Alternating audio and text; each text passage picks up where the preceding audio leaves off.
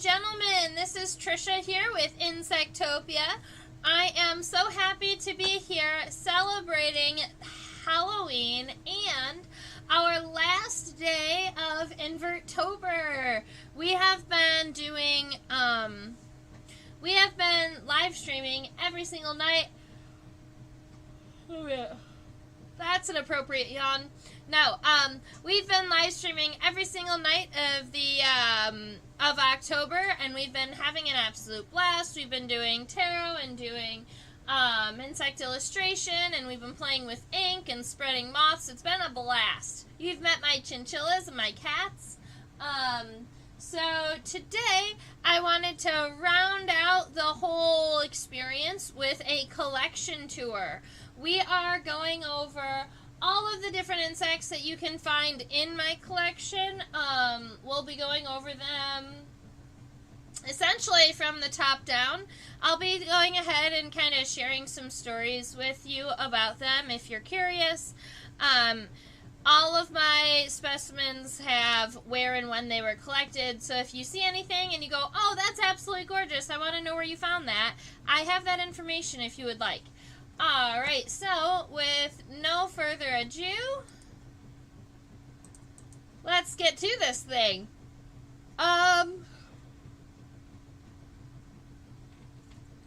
So I wanted to start by saying, I'm going to show you, this collection is a very small kind of white box. This is something that I keep next to my computer pretty much at all times. I generally don't go ahead and put it, I generally don't put all of these specimens back into my collection because I'm regularly using them in class. So, I pulled out this sunset moth so that when I am teaching about how moths can also be beautiful, and when you zoom in you can really see the beautiful like scales in their wings. So I used her as an example for that. Obviously a monarch butterfly because students recognize them, and you can show the difference between butterfly and moth antenna. I have an Io moth in here. And then a variety of other insects. So I put an ant and a velvet ant so we can compare the two. Just a housefly, a tortoise beetle, some grasshoppers, one with its wings closed and one with its wings open, so that when we're talking about grasshoppers and praying mantids and those types of things, we can show both the front and the hind pairs of wings. And then some other fun examples of legs. So I've got something with jumping legs, some raptorial legs. I've got a mantis fly up here that stays up here the whole time. And then I teach a class on insect communication, so I keep a best beetle and a firefly right here, just in case I'm going to be teaching that class. So these guys, because they're not a part of my collection, like they're not generally in the drawers, I wanted to show you them first. But the rest of the tour is going to be unit trays that you can find in my collection.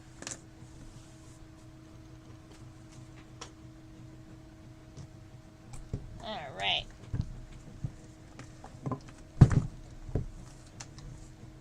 I need to get some space here.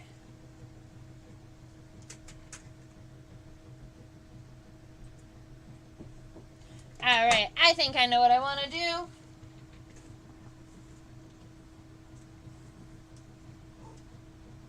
So these drawers are fairly large, and they're not going to really easily fit underneath my table camera.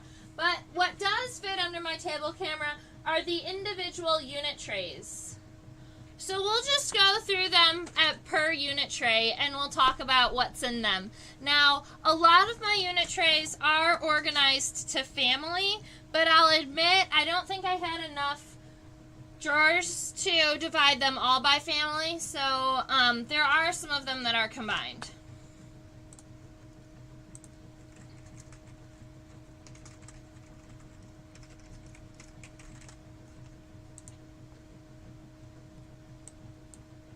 Why is it not showing up? Oh, that's why it's not showing up. Okay. Alright, so we are actually starting on our very, very first tray. Outside of just those specimens that I use specifically for educational purposes, right now we are looking at the Carabidae. These are what we call ground beetles. Let's see. And there are all different types of carabids in this unit tray, but they are actually all ground beetles. So this one over here to the right, that's kind of this metallic green, blue, red, is one of the prettier kind of super large carabids. This is what we call a fiery searcher, and it generally is going to be feeding on like caterpillars. So up here in the top we have what we would call a warrior beetle, or a ground beetle in the genus Passymachus. And then if you go down to this very bottom row, that bottom row are all different species of tiger beetles. So there are tiger beetles with the red and white stripes, with green and white spots, just kind of these darker blue-purple ones, and then you've got my newer ones over here. Hello, Susan!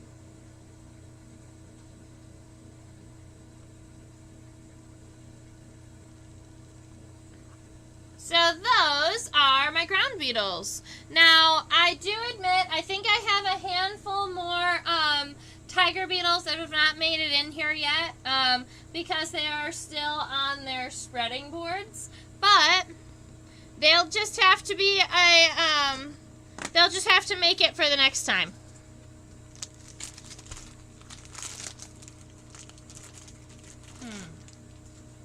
All right.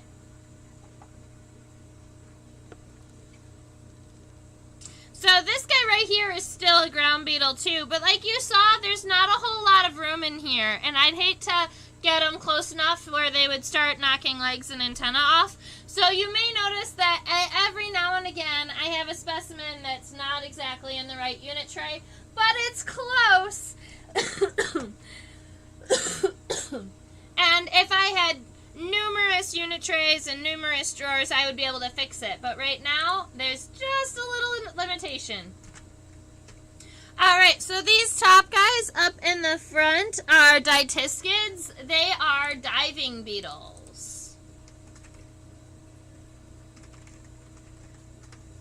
So these are all predaceous. These are all predaceous diving beetles. This one right here is a sunburst diving beetle. It is, I think it's absolutely gorgeous. It's that dark with those light yellow spots on it. And it doesn't have a locality label just yet, just the number 13, because it was actually collected this summer. And I haven't printed my summer labels yet, but she was collected. I was walking around in Arizona, and I went down probably waist deep into this like pond area in a rock. It was great. And I was collecting all types of different aquatic insects over there. I also collected a female, this like semi-aquatic spider that had an egg sac for a zoo, but I don't remember which zoo was taking it home with them. But that was kind of cool. So down here in the bottom left, this is a whirligig beetle. We call them Gyrinidae, and if we put them under the magnifying and under the microscope, they actually have 4 eyes. They have 2 compound eyes that look up above the water surface, and they have 2 eyes that look down below the water surface. Ooh, Sunburst Diving Beetle was in your tarot, right? Yes, Sunburst Diving Beetle did make it into my tarot deck. For sure. And I believe it was something in relation to the sun.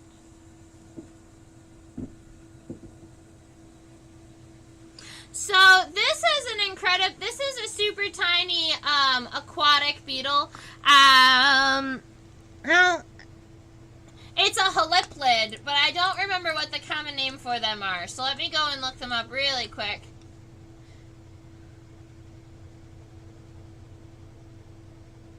They might not have a common name.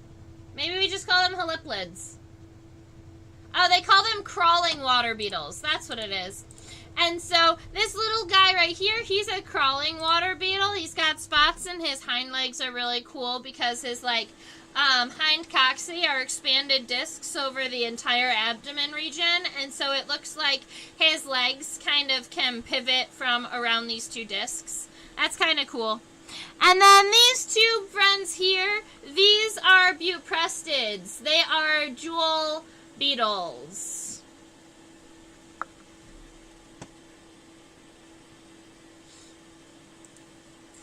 So these guys were diving beetles, whirligig beetle, haliplid, which is the crawling water beetle, and those jewel beetles. So as you can see, we are going through beetles. Our next handful of unit trays are all longhorn beetles.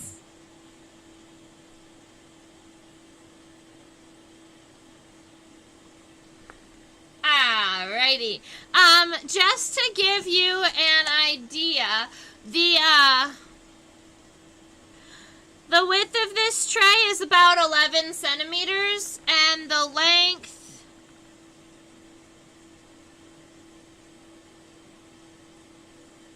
is about 18. Alright, these beetles along the top, these are longhorn beetles. Oh, Susan had a question about the buprestids before I move on to our longhorns. Are those buprestids more colorful in life, or are they naturally dark? Those species were naturally dark, but if you put them under magnification and you put light on them, they do reflect some really pretty greens and reds and blues. It's just that those buprestids in particular are kind of dark. So you have to get the right lighting on them. Almost. If I angle it just right, you can almost see some of that green reflecting back. But that's definitely something that if we wanted to see, it would be better seen under a microscope. Longhorn beetles! I have so many longhorn beetles, guys.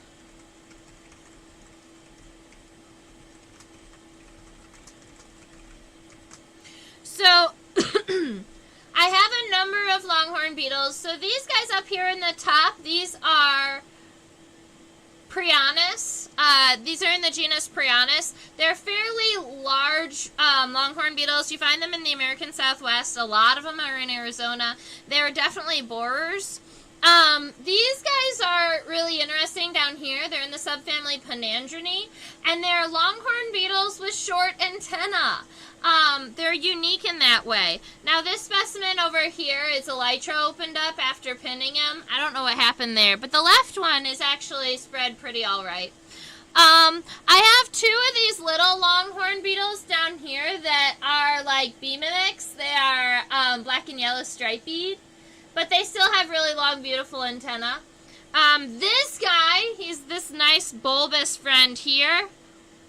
That is a cactus longhorn beetle. It's in the genus Monolema. And this is, I believe it's Monolema gigas, is that species. And there's one place in Arizona that if you go, you can find them regularly. But you have to remember to bring like 12-inch forceps because you are plucking them off of cacti. I do have to get an emerald ash borer so that we can really show off some of that metallic. Now, I have this beautiful book of jewel beetles. If you wanted to see this for a minute, I have this beautiful book of jewel beetles, and they can come in so many colors. It's amazing. So they can have this like metallic red-orange color.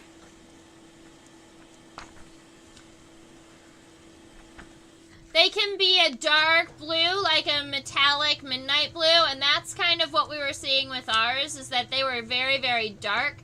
But if you shine a light on them, you'll get kind of this tone.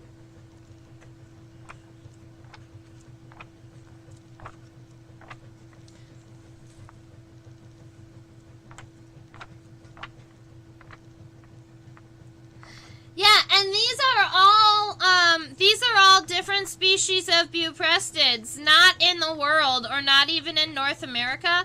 These are all just from the northeastern North America.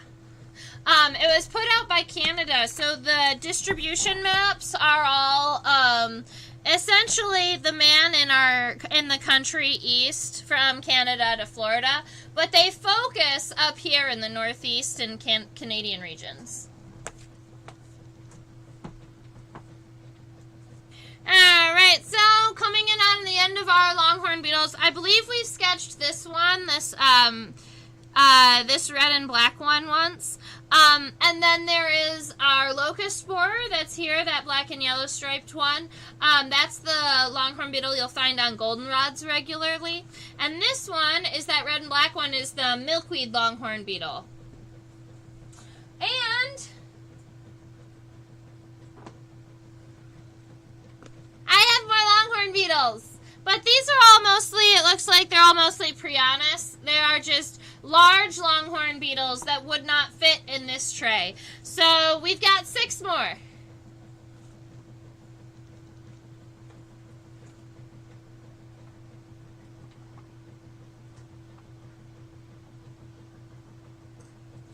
All right, coming up are the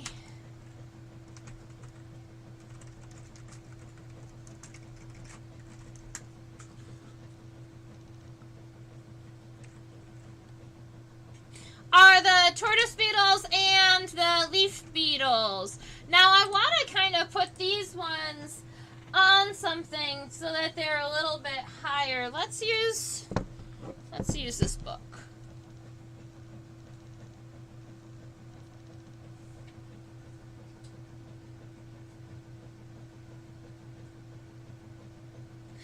Very good. Yes. So you saw both the soldier beetles, and those soldier beetles are going to be coming up in the collection in a little bit. Yep, I have soldier beetles in here too that we're going to be looking at. So they are very similar colors, and they obviously, if they're living on the same plant, sometimes they can trick us. So these guys over here to the left are our tortoise beetles. They generally are going to be feeding on morning glory. They like morning glory and the vining plants in the field. So if you find like a vining morning glory climbing up a tree or a fence, go ahead and check out if there are little holes all over the leaves. And if there are, you can start flipping the leaves over upside down, and you might find some of these tortoise beetles. Some of them are absolutely beautiful. They're this metallic gold, and then they have the ability to kind of change their colors while they're mating with each other, which is wild. Like during copulation, their color changes. Alright, then you've got a series of leaf beetles here. I believe that this one on the right is called a calligraphy beetle because of the really cool designs on its back, and we might be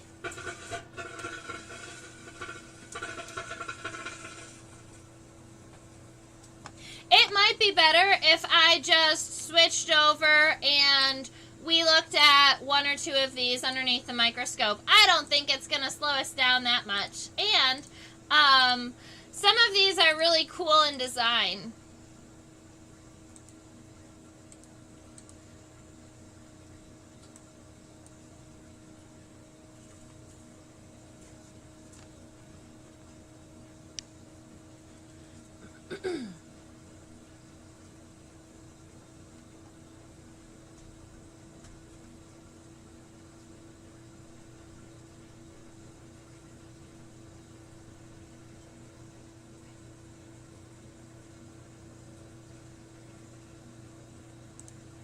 Yeah, so you see this beetle, it's got all of these really fun kind of like lines and dots and shapes on the back of it, and that's why they're going to call it a calligraphy beetle.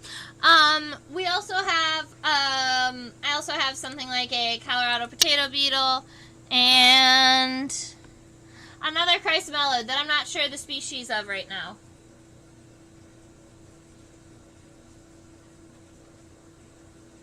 Yeah, that's beautiful. And you can see I was trying to see if the pearlescence would kind of come through the magnifying glass, the microscope, because admittedly I don't think I'd looked at it underneath the microscope yet, but it didn't really come out super duper well. So I'm glad that you'd seen it in the past. I do have a picture of that beetle while it was still alive too.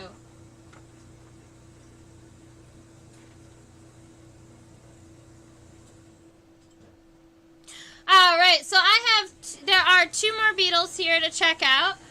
This is a melurid, and admittedly, I don't always remember all of the common names of everything. So, let me look it up really quick. It is a soft-winged flower beetle. So over here, this little itty-bitty beetle on the left is called a soft-winged flower beetle. Admittedly, one of the reasons why we haven't looked at it underneath the microscope or sketched it is because I don't really remember too much about it.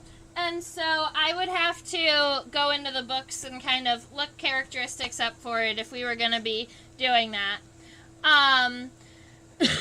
This beautiful metallic green-blue beetle, we call it a troglodytid, spelled this way. Whoa, oh no, I messed it up again.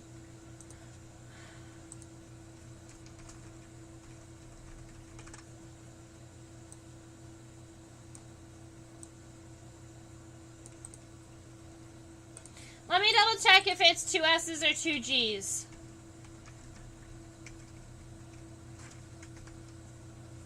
That's right, 1 G, 2 S's.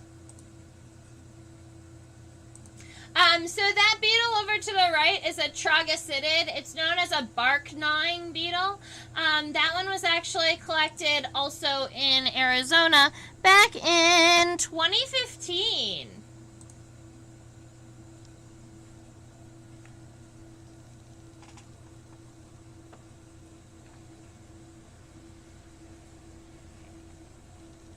Next on the list we have, this is where our pleasing fungus beetle goes back. I hadn't put it back in the collection yet, so it's going to go right about there.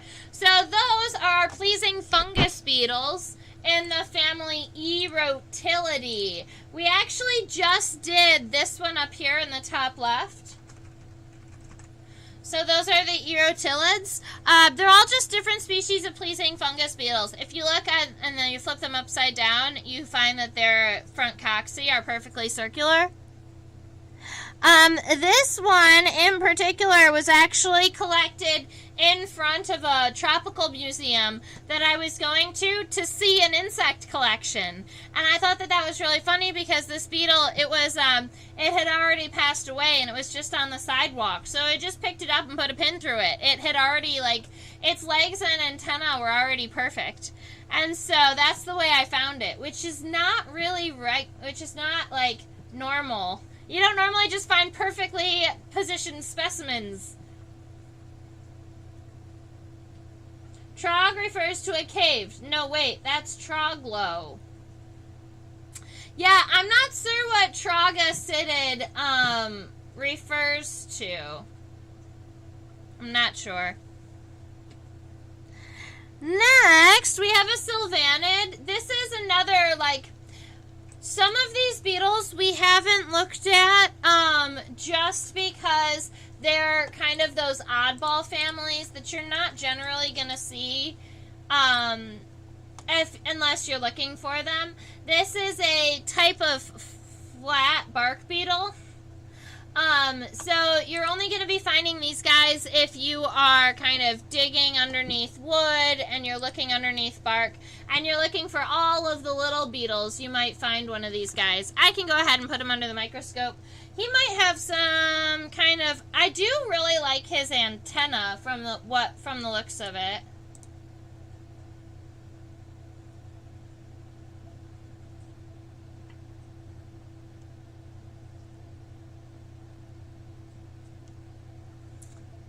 You see, he's just a cute little beetle. He's a sylvanid. He's a flat bark beetle. He is very, very, very flat. Sylvan does mean forest. So you know what? I bet you're right on that account. That that the sylvanid is because it's from the forest. Yeah. Yep.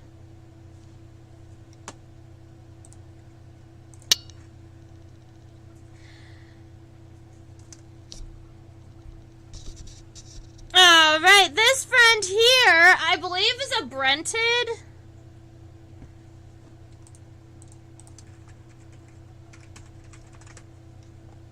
Yeah.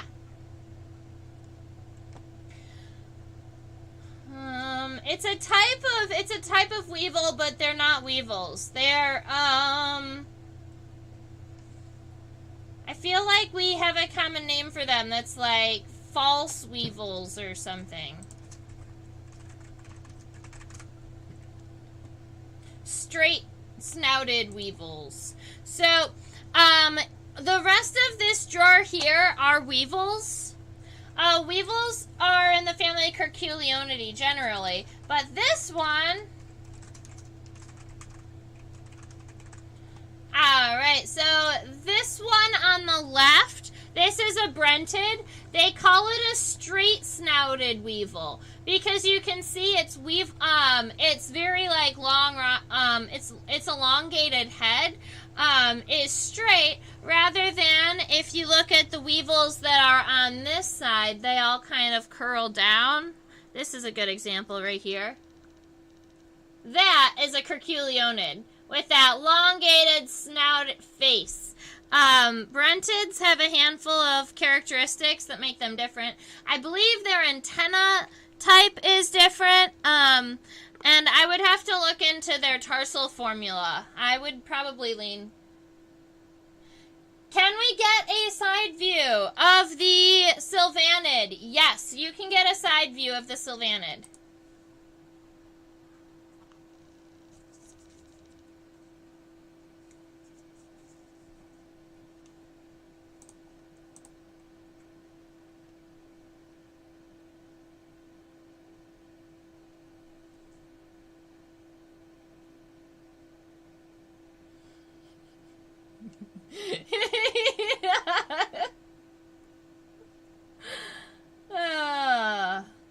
I mean, they do call them flat bark beetles for a reason.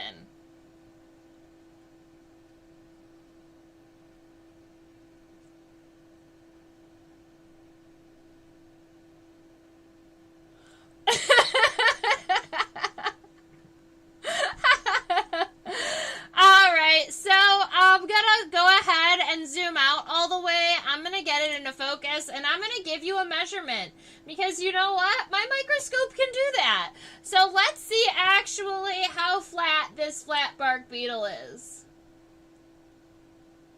From the top of its back to the bottom, I'm going to switch it over to, well, I mean, it's in centimeters right now. I want to switch it over to millimeters. It is 0.7 millimeters tall. It's not even a millimeter tall. 0.7 millimeters. It's very, very flat. And why don't we go ahead while we're measuring it? Why don't we go ahead and measure it from the front to the back? And we're gonna leave it in millimeters just so that we don't have any weird conversion happening. So from the front to the back, it is 5.2 millimeters, and then top to bottom, it is 0.7 millimeters. It's so tiny. It's two-dimensional. Exactly. It's like paper. No, I'm glad that you asked for that. Thank you.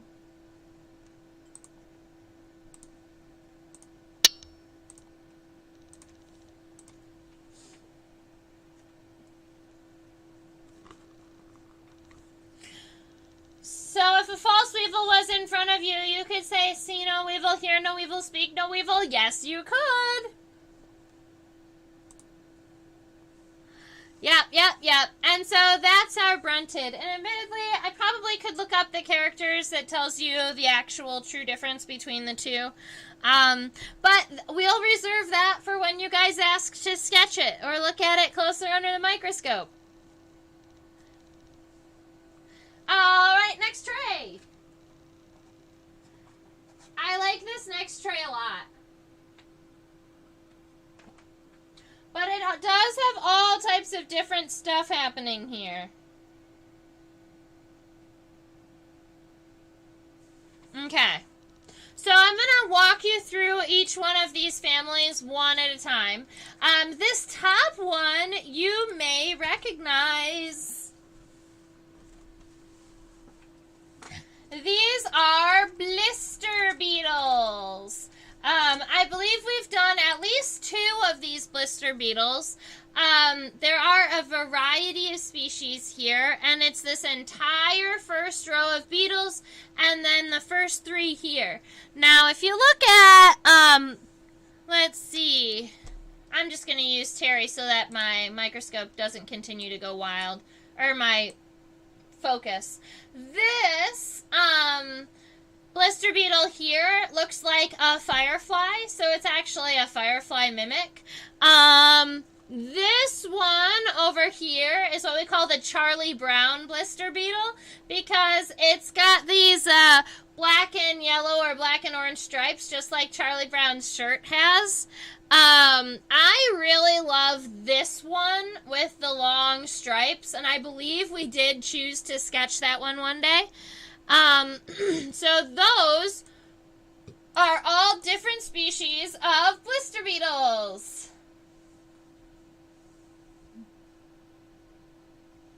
You like the pinstripes, either the orange and gold ones or the, I think this one's Epicauda castata, but I would have to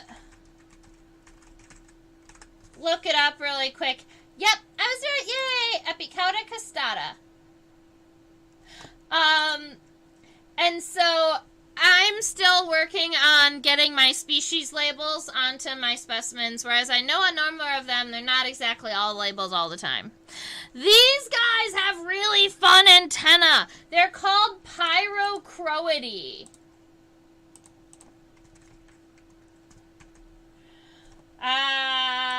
The blister beetle's word is taking over.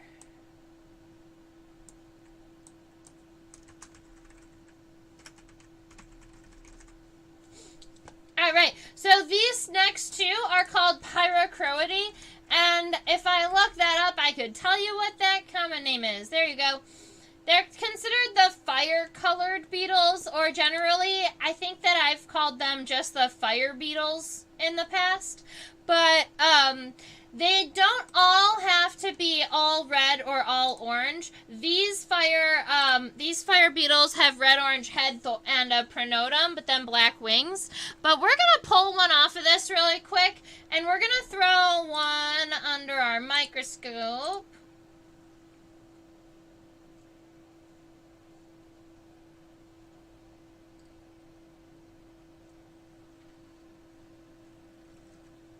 Look at those antennae. They're some of my favorites.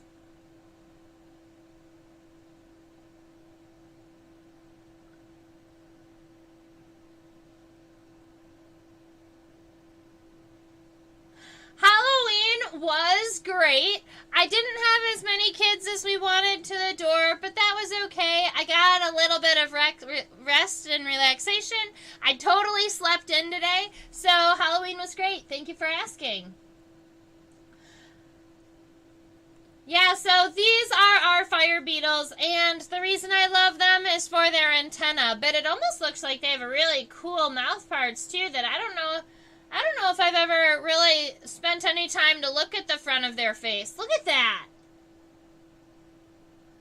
Oh, he's awesome. Those are mandibles right there, guys. If you look here this angle and this angle there, those are mandibles that he's going to be using to chew. And these are beetles that are chewing on wood, so those are going to be pretty powerful. He's got our palps here, our mouth fingers.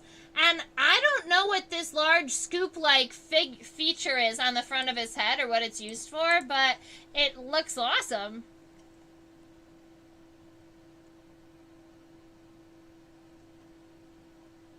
So those are our pyracroids, if you would ever like to look at them or sketch them.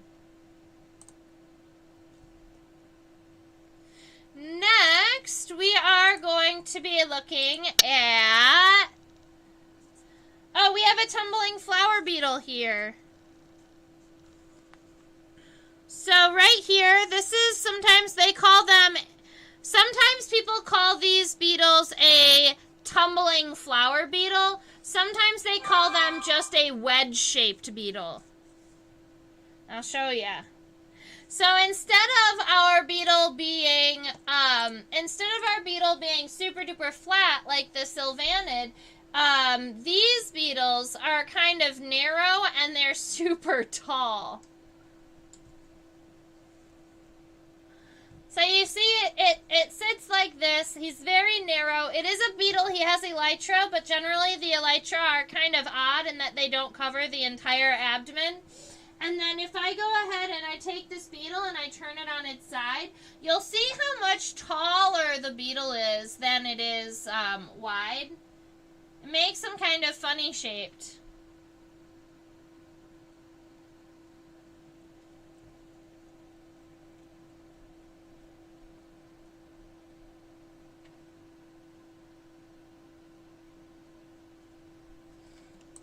It's an honorary hemipteran. Oh, that's funny because it has half wings. Sorry, beetle. I heard there are blister beetles with enough venom to kill a horse.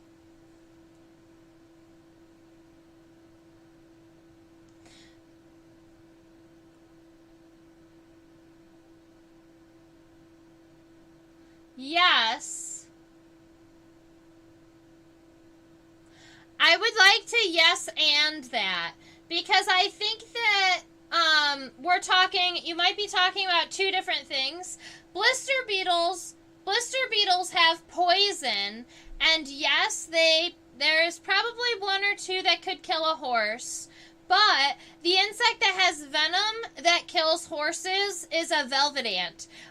People sometimes call them cow killers, and they're red and black striped, and they have enough venom to kill a cow or a horse if they accidentally eat it.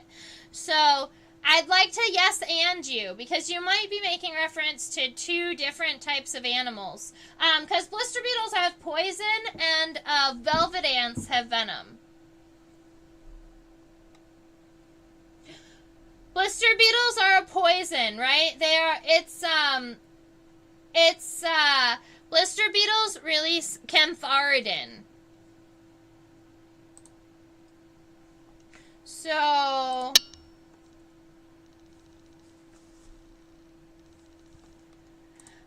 these are blister beetles up there in the family Meloidae, and they release a chemical called cantharidin, and it is a toxin, so you would call it a poison because it only affects you if it crosses a membrane or you eat it or it crosses into your eyes, right? But it does have the ability to burn your skin, and in some cases you can remove warts with it. You can even also remove tattoos with cantharidin.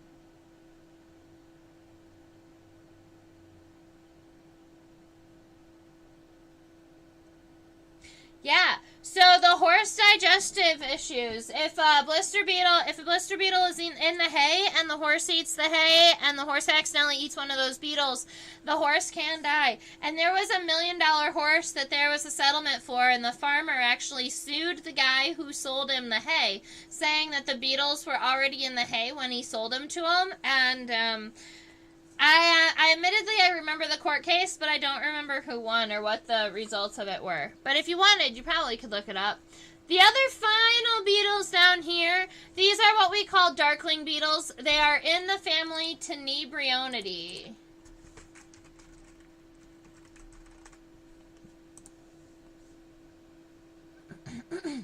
Regretting that tattoo? Rub a blister beetle on it.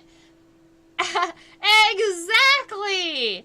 And the funny thing is that, like, I believe they use that chemical cantharidin as a tattoo remover, but I think that we probably take it and concentrate it and work with it a little bit.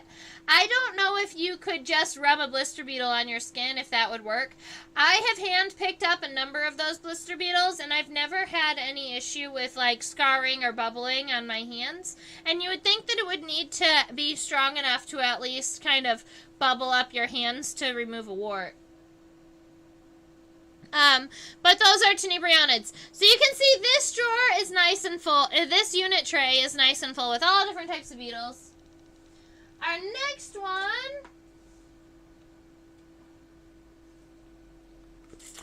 we have click beetles.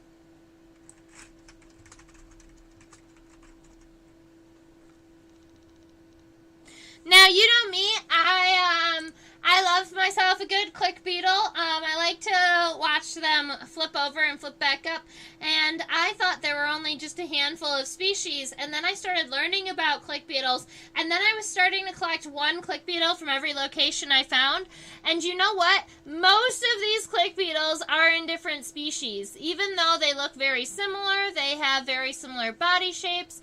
They'll have different, like, designs on their elytra. They have different designed pronotum. Some of them are shorter. Some of them have, like, different types of hairs on them. It's actually really interesting once you get down into zooming all the way in there. Uh-oh, someone lost a leg. We're going to have to fix that. Not this time, though. All right, we have two little fireflies here. And these guys, well, this one right here, this is a cantharid, so that's one of your soldier beetles. And it looks like my soldier beetle may have dropped an antenna. Sad day.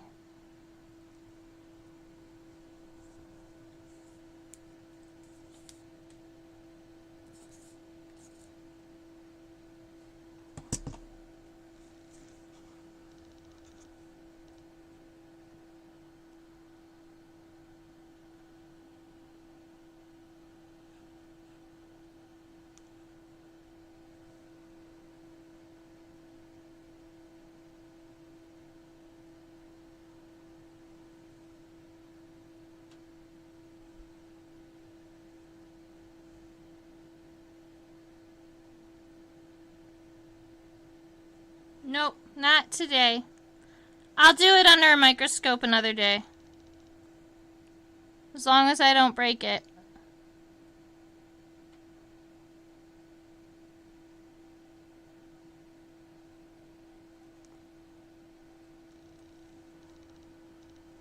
As long as he's right there on top of it, hopefully it doesn't move too far and I'll be able to remount that later. At another time. So that's your soldier beetle. That's the guy that looks a little bit, that hangs out on the goldenrod and looks a little bit like your longhorn beetles.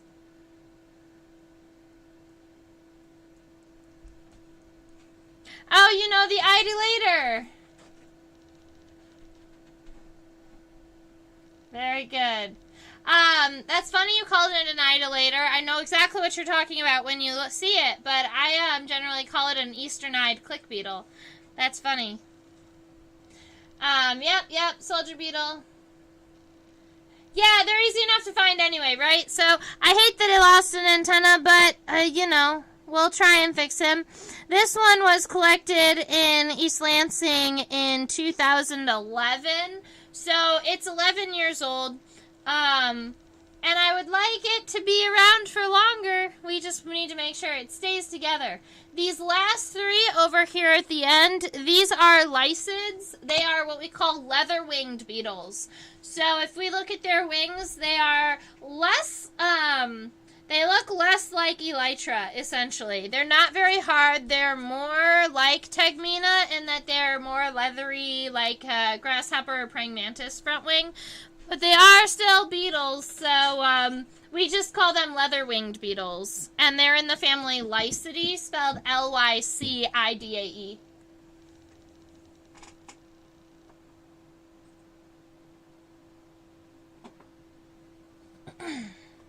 Alright, so we already did the predaceous diving beetles. Now these are what we do. We did the predaceous diving beetles. These are what we call hydrophilidae, and so I believe we just call these... Oh, we call these water scavenger beetles. So they're another species of diving beetle, but they're considered water scavenger beetles. If you want to look at a defining characteristic on these guys, the bottom of their body has a keel, and this one is actually so strong we don't need the microscope to see it. So if you look along the bottom of its body, it almost looks like it has a spike, and if I can use my mouse with my right hand, it's right there. That's the keel, and all hydrophilids are going to have that keel there.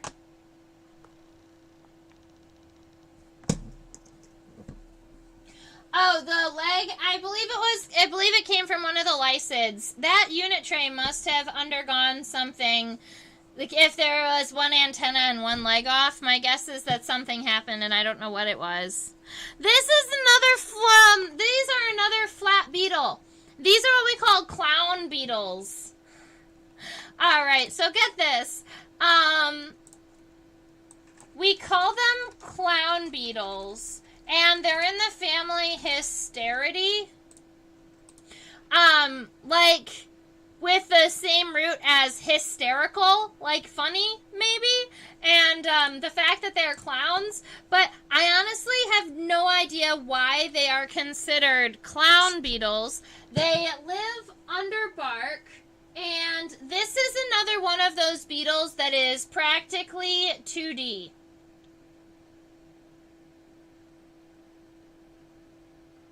Oh, he's at a little bit of an angle. Give me a minute. There we go.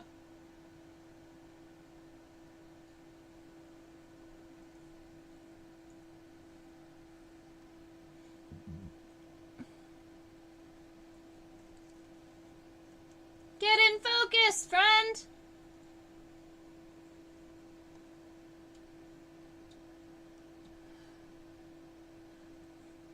Alright, so he is nice and flat. He likes to live underneath bark, and so being nice and flat like this definitely helps him kind of navigate his surroundings. They do have big chompers. Alright, they do have very large mandibles up there in the front. They're going to be used to chomp wood and those types of things.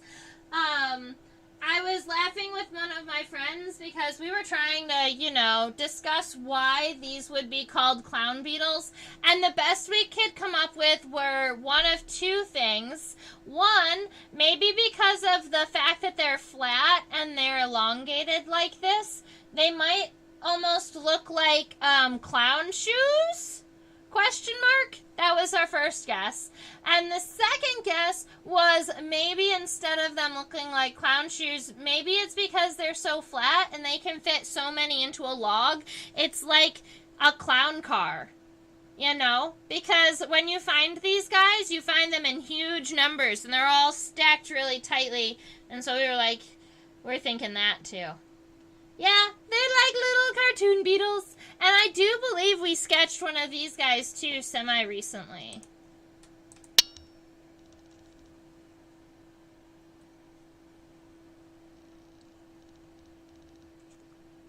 Alrighty.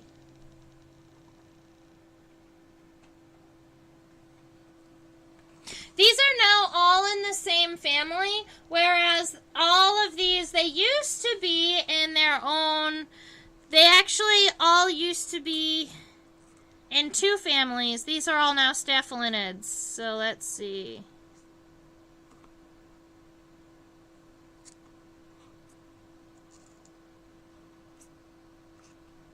All right, so these are what we consider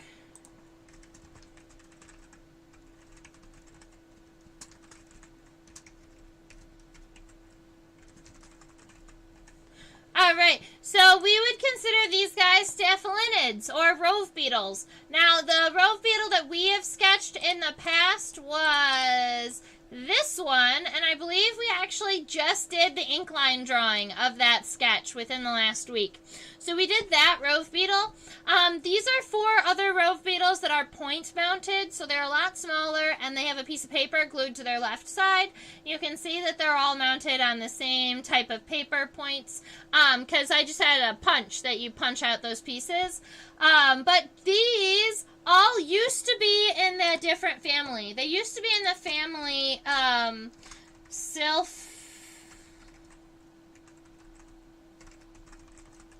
They used to be in the family Sylphidae, and they were burying and carrion beetles. But now they just say that they are the subfamily Sylphinae. So instead of being their own family, they've been put into rove beetles as a subfamily instead. So for me, you know, if you were going by genetics, you could say that burying beetles are a type of rove beetle. Now. But people would probably look at you like you were crazy because that research just came out like 2 or 3 years ago, so it's still very new. And people who even study rove beetle or carrion beetles may not realize yet that that their taxonomy has changed. The antenna look like a goofy costume antenna. Oh, were you talking about the other one? The hysterid.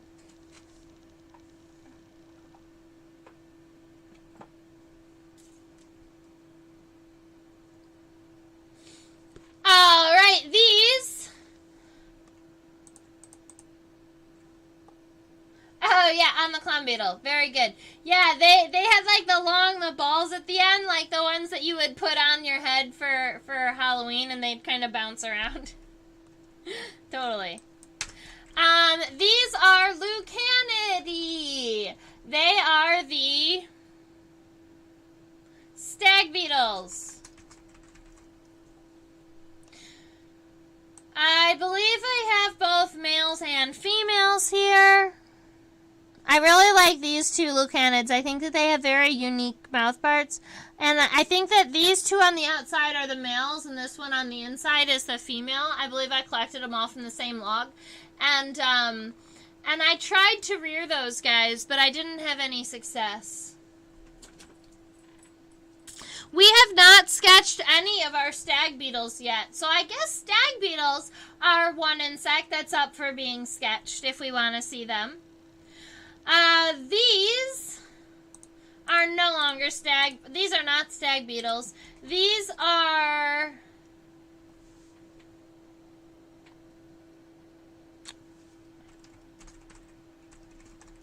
their family name is Trogody, and we call them skin beetles. They have very, very unique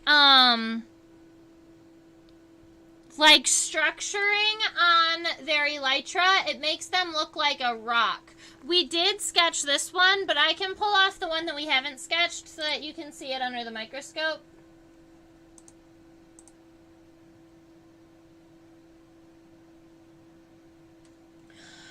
Susan would like to know if the mouth parts of the Lucanids are functional or if they are more like their display for antlers.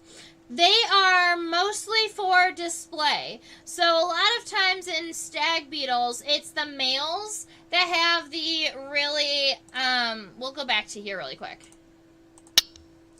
A lot of times in stag beetles, it's the males that have these really big jaws. So this guy here, definitely a male. You can see those huge jaws up in the front. They are even sometimes used for fighting other beetles. other males for territory or for food or for ladies. And this one is a lady. So you can see the very stark difference between the size of her mandibles and the size of his mandibles. And then if you're looking at these ones, it's the same way. These males have these huge kind of multi-pronged mandibles up here in the front, and the females are nice and small. Now, the females are functional. They're used for chewing on rotting wood and all that type of stuff, ripping and tearing, and they are very powerful. And if I wanted to get bit by one of these guys, I would rather be bit by the male than the female. Because the female, if you think about it, her jaws are almost more powerful because they are shorter and they have more strength, whereas the males are more like out there for fighting and stuff. Yeah.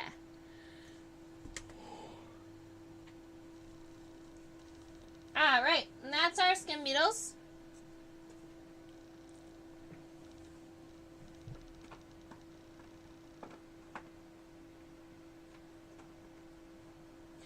Alright, next.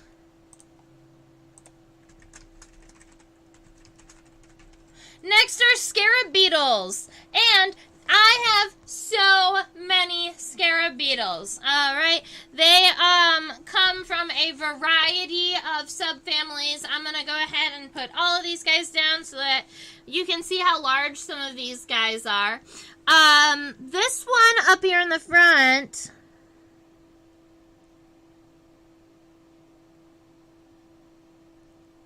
this one, she fell down on her pin. Give me a minute.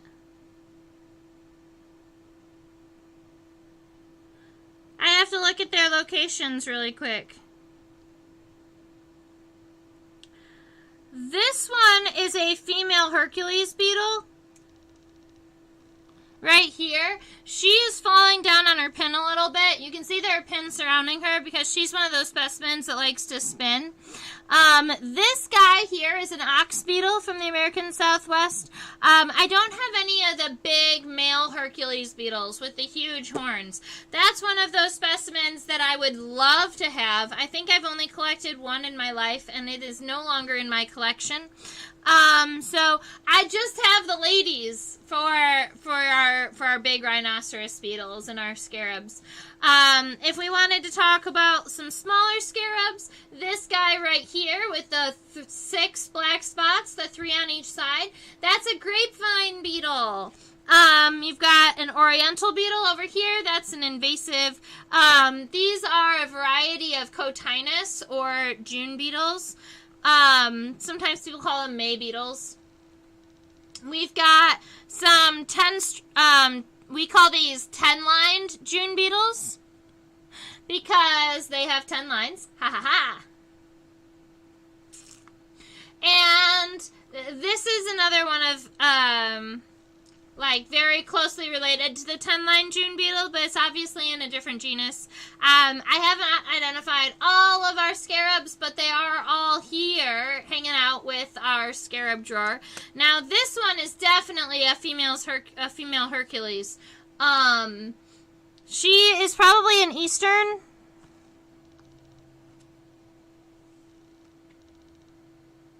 Yeah, she was collected in Virginia. That makes her a Dynasties Granti?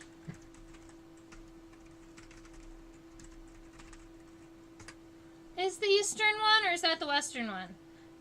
Granti is the western, so that would make it...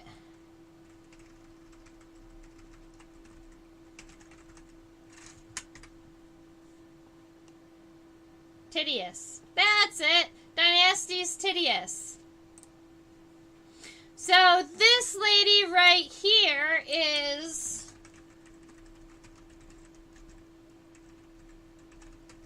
Dynasties Titius. And I don't think that I have a Granti in this drawer.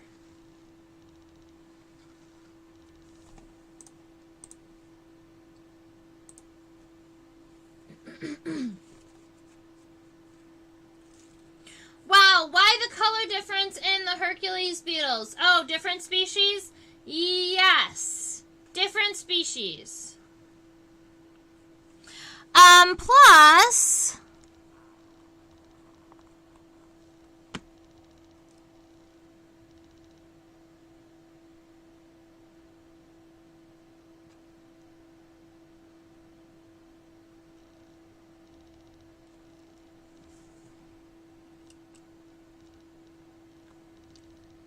I believe that sometimes these dynasty species, when you put a hole through their elytra go from this really beautiful tan color all the way down to that dark brown color. And I'm not sure what causes that. But I think that there's something about the temperature that defines the color on the elytra of our dynasty species. There's something unique in there, and I can't tell you exactly how it works, but I have seen specimens where you put a pin through the elytra and the entire elytra just automatically goes black. Like the color just disappears. And then the left side is, you can still see the spots, but the right side is dark like this beetle. So I've seen that happen, but yes, I believe that we're looking at a variety of different species, which is the variety that you're seeing in the coloration here. Alright, we have one more drawer of scarabs, or one more unit tray of scarabs.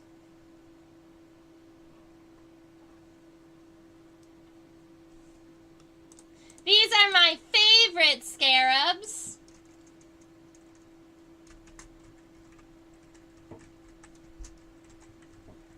These are Chrysina species. Yay. There are 4 different species of Chrysina in this drawer. Chrysina woodi, bayeri, lecantii, and gloriosa.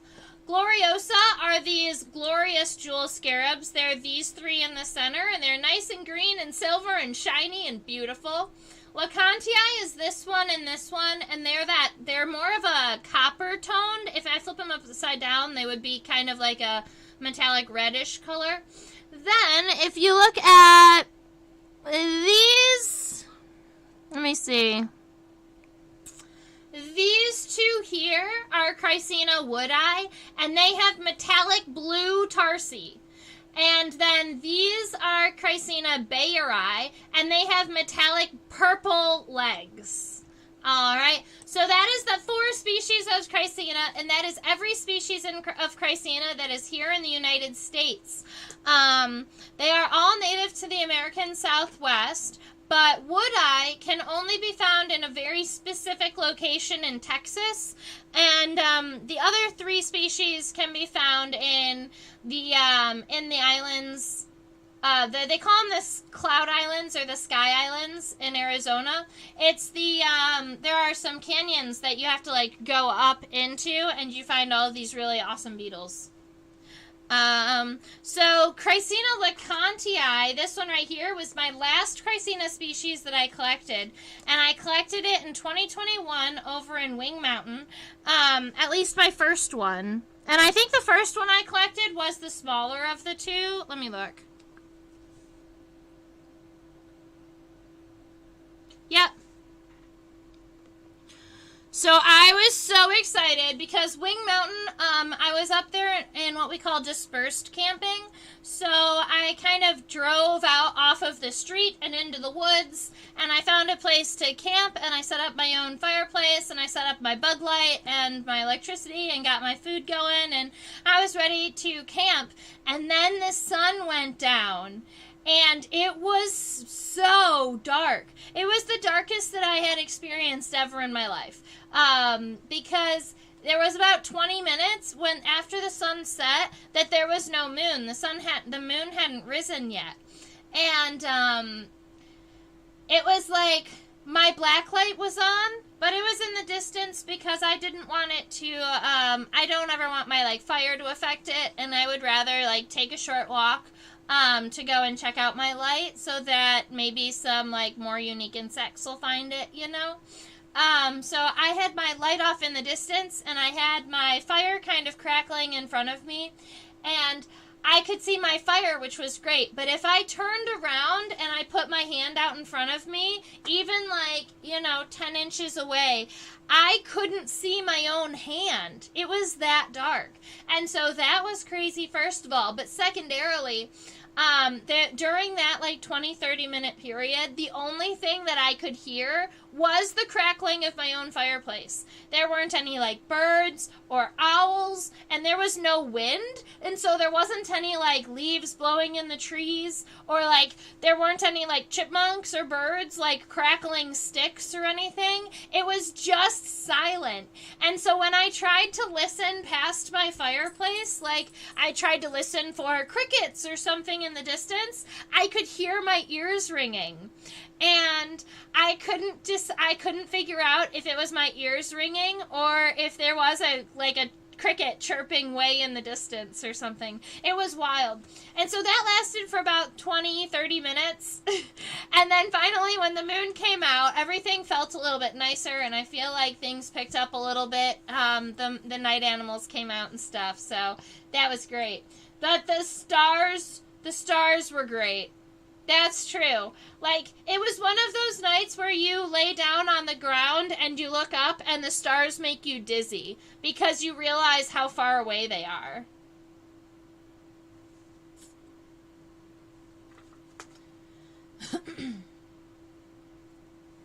What about these big ones along the bottom?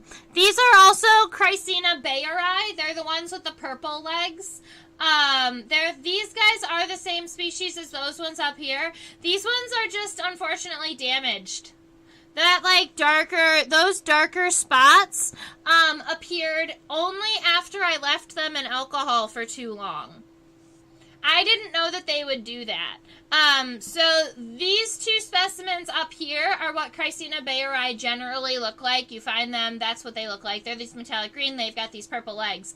I left these guys in ethanol for years, and then I pulled them out to pin them so that I could put them in the collection, and when I did, they had all of these weird spots all over them.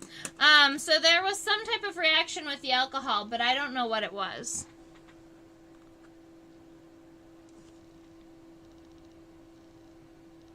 If I pick them up, maybe you can see, though. Yeah, you can see those metallic kind of purple legs.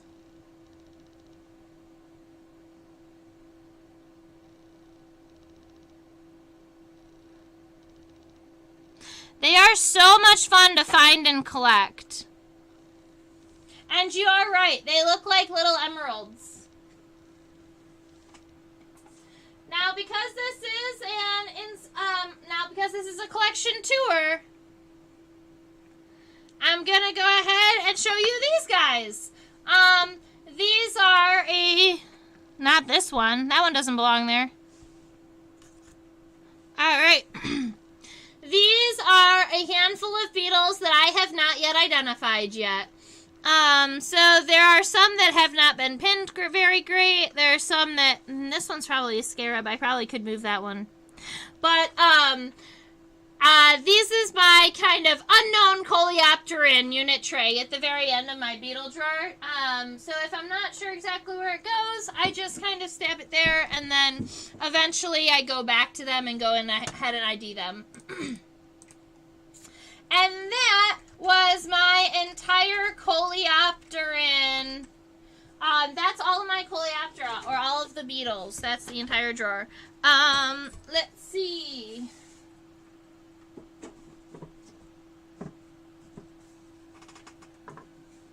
Looks like this in totality. Alright, I'm gonna go and get out our next drawer.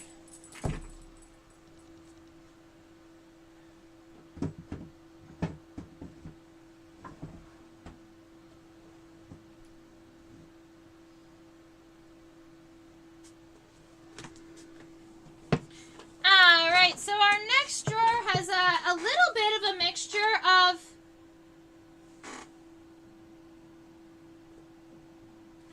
those aren't supposed to be in here.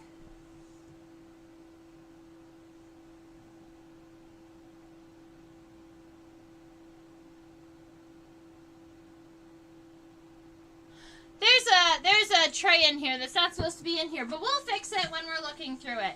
So our next ones are a mixture of dipteran, or flies, and a whole bunch of other kind of minor orders.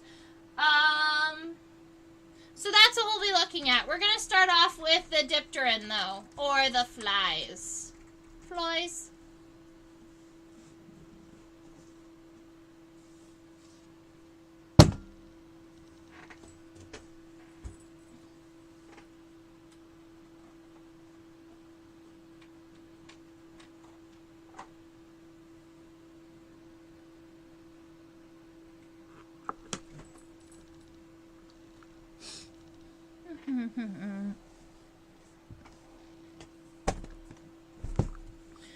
Get back to getting my screen a little bit closer. These are syrphids.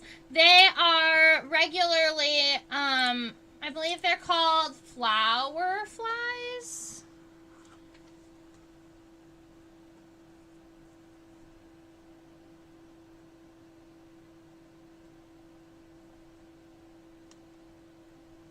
This is a syrphid. It is a bee mimic, as you can tell. And so many people see these syrphids and they think, oh, they're a bee or they're a wasp.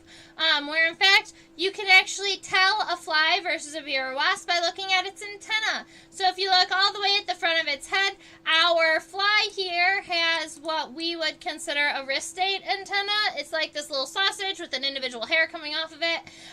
Whereas bees, wasps, and ants will have longer, much longer antenna. You'll be able to see them a lot better.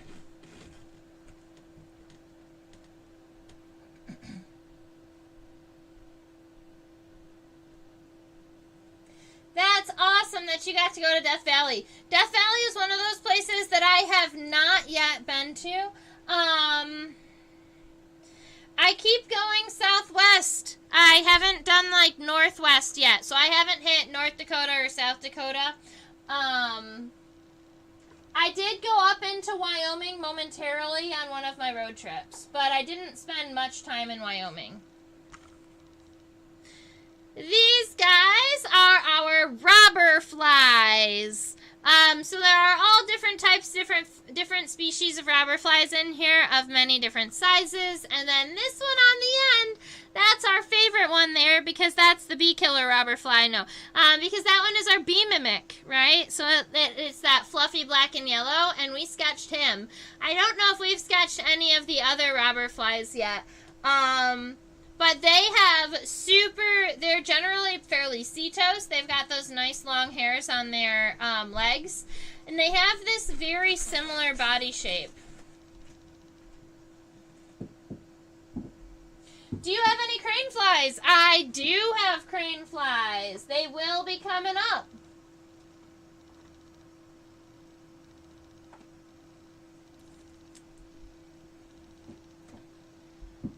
So you guys are going to laugh at me, but I needed a mosquito in my collection, so there's a mosquito. I need more than just the one mosquito, and I think that this one even lost its abdomen, so that's why I haven't really shown it off yet. But hey, it's in my collection, and you wanted to see it, so I've got a little mosquito there. This is a bee fly in the family Bombyliidae.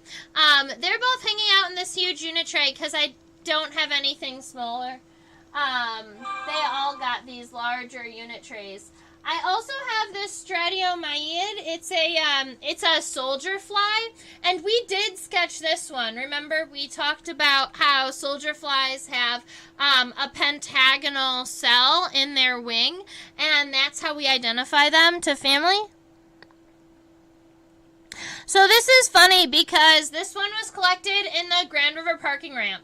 And you know what? At MSU on campus, one of the best places to collect were at the lights of the parking ramps. So the entomology students, we would just go and wander around we would go and bounce around from each of the parking ramps, and we would collect like bees, wasps, and flies off of the windows and stuff.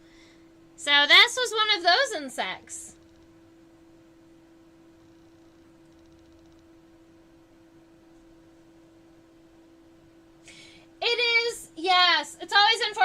specimen gets damaged. I'd have to agree with that, Marmota. It makes me really sad. It's like owning a collection, you know that it is bound to happen every now and again.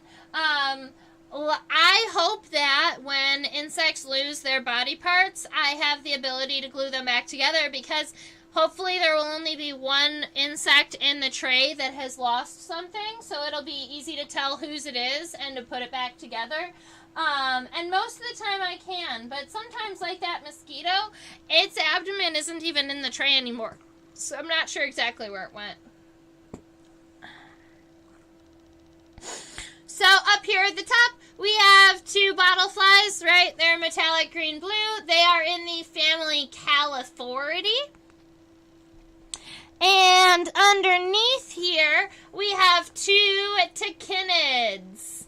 Tachinids are known for having very bristly abdomens. So we're going to go ahead and put this one on the right underneath the microscope so I can show you. They remind me of being, you know, Halloween-esque. They're kind of scary.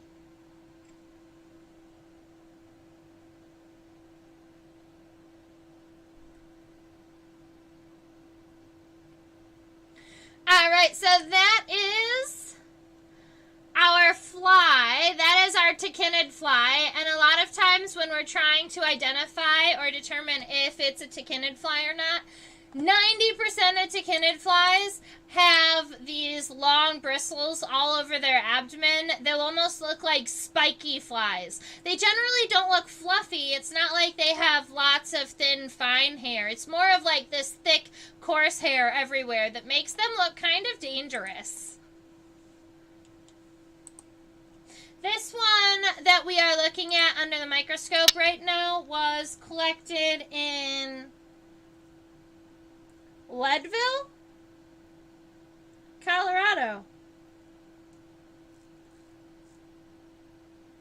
My Colorado road trip of 2011. I think that was my first bug collecting road trip. 2011? It might have been 2010. I'll have to look at that.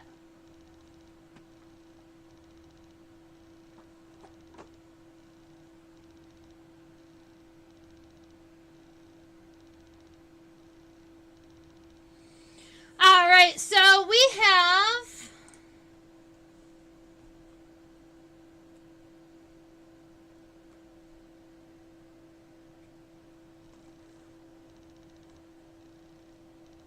that's a Siomyzidae, but I was trying to remember. I believe we call them marsh flies.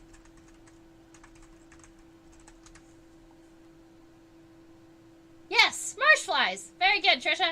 All right, so this is a marsh fly. It's a Siomyzid. Now they have, I think that their defining characteristics are in their face, are in their head. I do have microscope images of this guy, and so maybe I'll be able to find it quickly. Let's go and look for him. Because I remember thinking that I had some really cool Siomyzid. I have some marsh fly images. They're actually posted on my Instagram.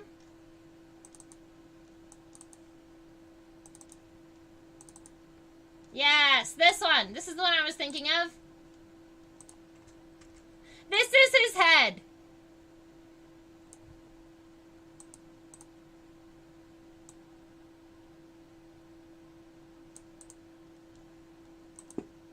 So you are looking at some really, really wonky, kind of amazing aristate antenna. We would call them aristate because they are sausage-like. Let's see. So we would call these aristate antenna. They start here. This is the scape. This is the pedestal, I think is how you would consider it. But then they call this hair the arista. And then the entire antennal type, we call it aristate. But I just wanted to share with you that really cool picture of its head, because I think that It's nifty, and you guys like seeing compound eyes with weird colors too. No, they're very unique. They're in the family Siomyzidae. I think I have two more images of, I have two more microscope images of this friend here that are worth seeing.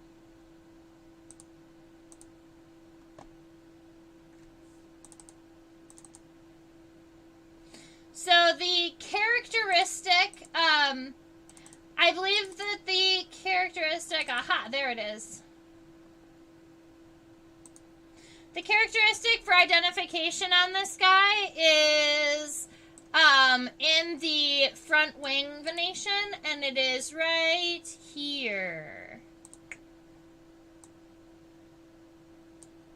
It's in here. The fact that the subcostal vein comes up and cuts short, I believe it's one of these veins in here that gives it, but I believe it's right here, our defining characteristic. Anyway, that's a marsh fly. He's up there. He's unique and different, and that's why he gets cut. He's all the way up there in the corner by himself. The rest of these guys are tabanids.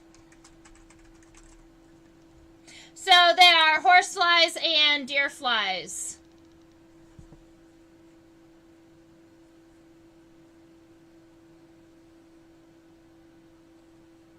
Never seen a hairy wing edge before. Yeah, so there are a whole bunch of really cool things about flies that, admittedly, we haven't sketched very many flies or looked at a bunch of flies. Just as my preferences go, flies aren't my favorite, but I do have a number of them that we can share. Oh, the pergodid! Okay. So we have three little flies here. They're all in different families. This first one over here to the left is in the family Pergodidae, spelled Pyrgotiddae, Pergodidae. And these guy, he also has a really unique head shape.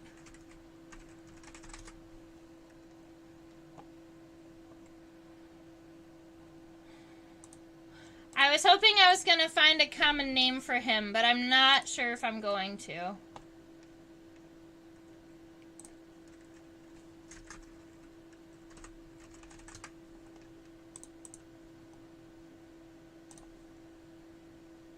I did take pictures of the pergodid.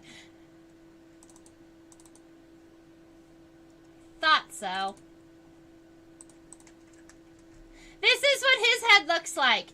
So the pergodid is unique amongst flies in that it doesn't have ocelli.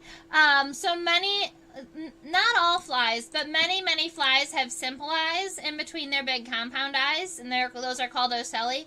Pergodids don't have any ocelli. So that's one of the fun things about them. And that's a zoomed in image of this first guy's head. So I figured I'd just share that with you. The second guy here is a tephritid. That is a true fruit fly. Now, a lot of times when people say, oh, I have fruit flies in the house, they're talking about Drosophila. And Drosophila are not technically fruit flies. The guy who went and ran the genetics on Drosophila decided to call them fruit flies, and then to many other sciences, they kind of just became fruit flies. Whereas this guy is what we would call a true fruit fly, and it's in the family Tephritidae, spelled this way. And then finally, at the very, very end, that's a scathophagid.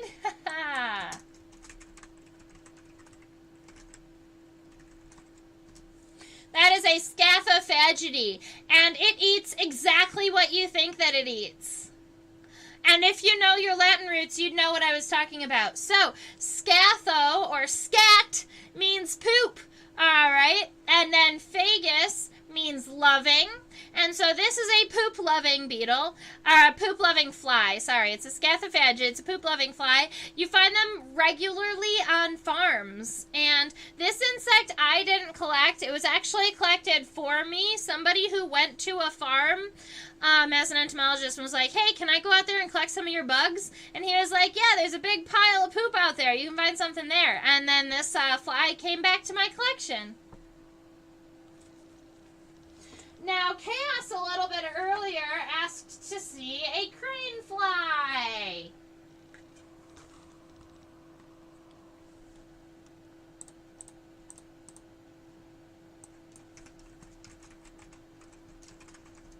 So this is a crane fly. It's in the family, if you would like to know, it's in the family Tipulidae. Crane flies have very long legs. Sometimes people call them mosquito killers. Sometimes people think that they are mosquitoes. Sometimes the people think that they eat mosquitoes. None of those things are true. They don't really interact with mosquitoes at all. Except that unless they're living in the same water body, because crane flies are also kind of semi-aquatic. Some crane fly larvae live fully aquatic underneath the water, and other crane fly larvae are going to be living in just very moist environments, like underneath packed leaves that are really wet, or underneath a log bark that's like really, really wet inside. Crane fly grubs need a moist environment, or they just need to be completely underwater. Yes. Crane flies are awesome. I would have to agree with you there. And this crane fly gets a whole tray all to itself because I am so afraid of it breaking those legs off. I had a professor who told us that if we could turn in a crane fly with all 6 of its legs still attached, we would get extra credit. Because these guys drop their legs if you breathe on them wrong. And so it's a really, it's a feat to have a crane fly with all of its legs attached. And even this one, I don't know if you can actually tell, but it's already been glued together. That segment right there is doubled just a little bit where they are glued together.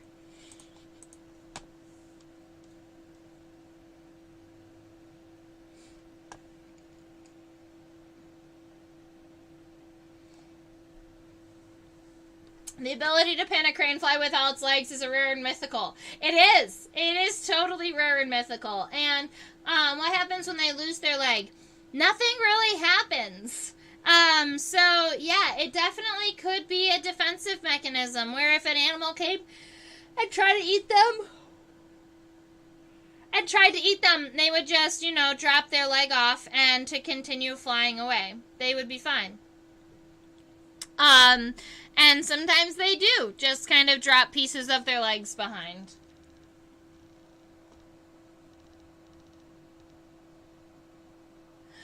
Aww, I am the chosen one, Susan?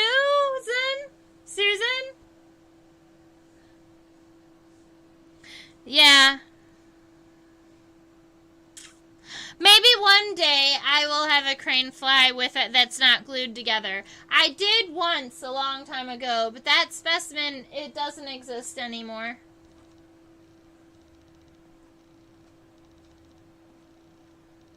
I have a whole little tray of flies that I have not identified yet. These are just in oddball families. This is actually a funny story right here. All of these flies, alright, so let's see. These guys. Normally, I don't collect more than, like, 1 or 2 of a species when I'm going out and collecting for my own. I don't feel like I need a whole series, like 5 or 6 of one species. As long as I have a sample of that species from that region at that time, I'm happy with it. Because I know that I'm likely going to be going back to that space, and so I'll be able to get a series that's not only all at one time, but over the years. Whereas I was at Angel Peak, and Angel Peak is a wonderful, absolutely gorgeous, free scenic area that you can camp at. You just have to drive off the highway like 7 miles into the desert. But once you get there, it's this beautiful overlook, and I was actually there in 2021 for 2 days instead of just 1 day, because the first day I got there, it rained so hard that I wanted to stick around and do a second day, and I had the free time. I was just 1 day ahead of my planned hotel day, so I was like, you know what, we're sticking around here. But then the next day after the rain hit, all of these flies came in, and they were in my face, and they were in my food, and I was all grumbly about them. You know, sometimes when you're camping and the flies, they really start getting to you. It was these guys. Those flies made me mad. And so I took my net and I just like swooped all of them that I could find in the region, and I put them all in alcohol all at one time. And I was like, I'll figure out what you guys are later. And I put them away, and now they're here in my unidentified fly unit tray until I identify them. But they were collected out of anger. And they're probably all the same.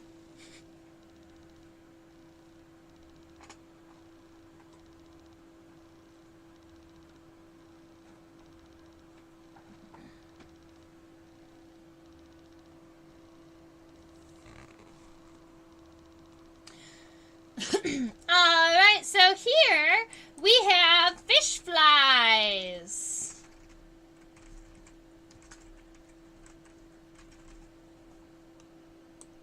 So we have fish flies and dobson flies. Over here on the left, these are fish flies. I remember that they are fish flies because they have feathery antennae. And so if you see up here on the top, their antennae are nice and, I want to call them feathery, but I think that we would actually call them...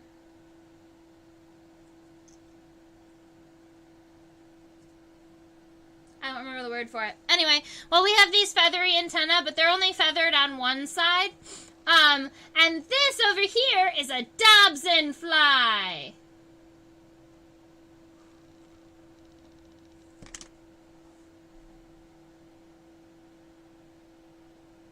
Pinnate isn't the word I was looking for. I was looking for...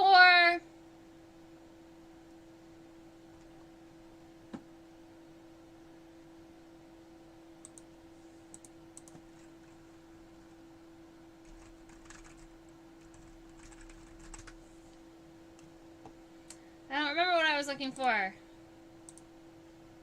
Pectinate.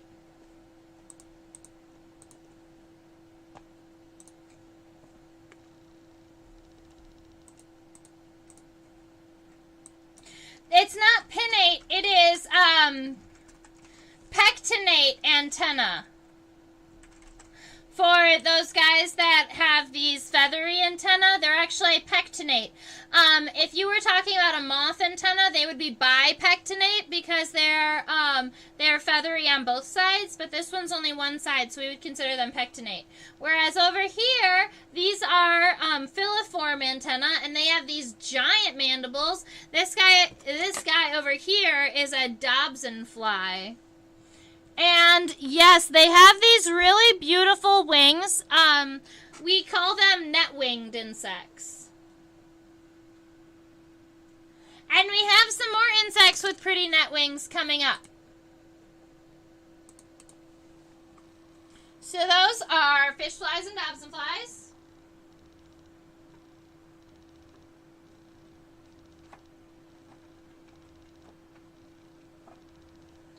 And then we have ant lions.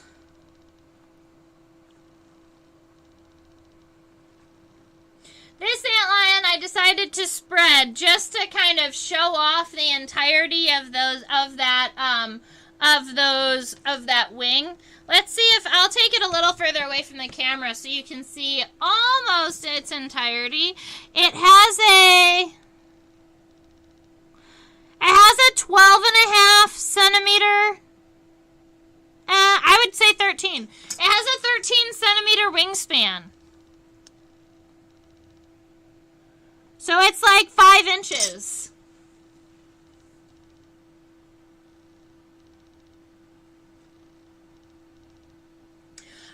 Are they actually in Neuroptera? All right, Susan, that's a great question. The corydalids are in a different family.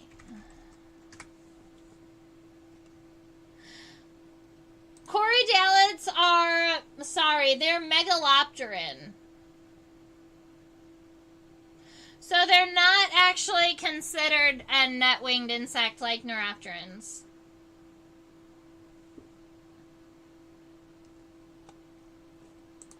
Sorry, these minor orders. Yeah, so the dobson fly and the fish fly are in the order Megaloptera. We are in our minor orders now. So those guys were in the order Megaloptera in the family Corydalidae. These guys are this is a neuropteran drawer, I believe. Let me look up Mecop. I believe this one might be separate. Scorpion flies.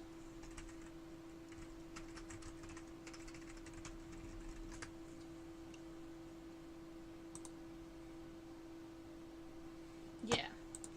All right, so the rest of these guys in this unit tray are neuropteran, except the one at the very end I'll show you. So these guys are antlions, and you said, oh, we have to sketch an antlion. For sure, I'd have to agree with you.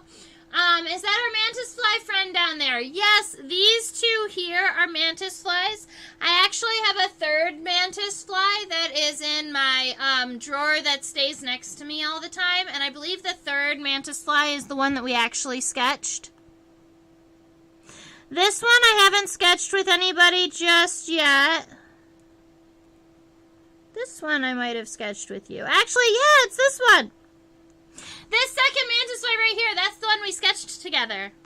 And then here we have a little, this is a chrysopid, so it's a little green lacewing. And down here, this is not a neuropteran, but it's in a weird enough order that I kind of put him down here. This is our mecopteran. This is our scorpion fly that we sketched.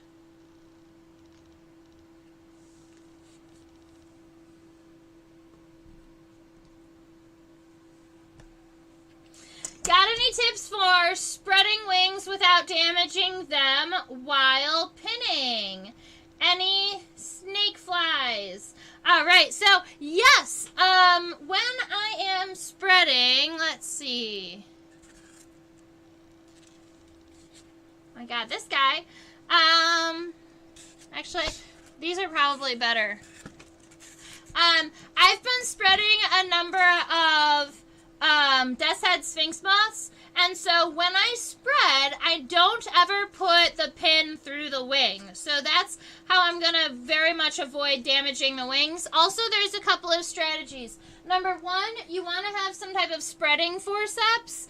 And when I say spreading forceps, if you look on the inside of your forcep, you want it to be smooth on the inside. You don't want it to have any of those rough edges or those ridges on the inside. This is what I would call a blunt-headed forcep, but there are also a spade-tipped forcep that you can find them on Amazon as, I think they call them stamp forceps or stamp tweezers, and people use them to pick up, like, old, like, letter stamps. But they're spade-headed, and they don't have any grip on the inside, and those are great for spreading. You also see that I've got these papers here. Those are glassine envelopes, spelled Glassine. And those envelopes are not going to knock any of the scales off of the wings. So if you're worried about kind of messing with the scales around the wings or ripping the wings, you can use those glassine envelopes and just kind of cover it. This is a mantis that I recently spread, and it's become a little bit of a spinner, so I'm going to have to put a piece of glue, a glue droplet on it. But we spread this mantis recently too, and when we're spreading, we're just taking our forceps and pulling it up. You want the body to be down into the channel. I use all homemade spreading boards, but I know some people really rely on purchasing spreading boards. I just have so many insects up spread at one time that I need to have I have like 30 spreading boards right now that are active.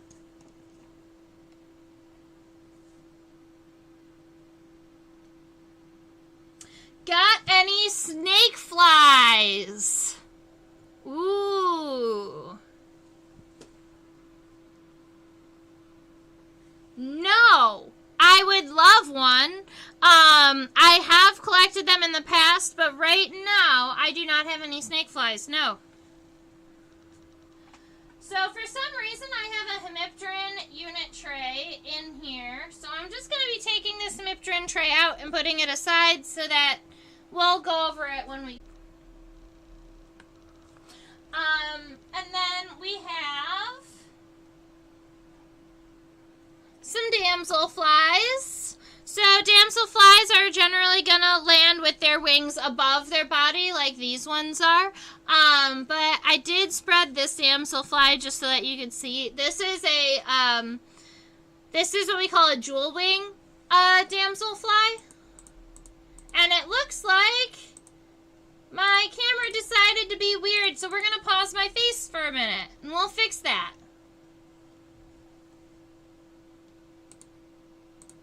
Alright, we're back. Alright. So those are our damselflies. Owlflies! You know what?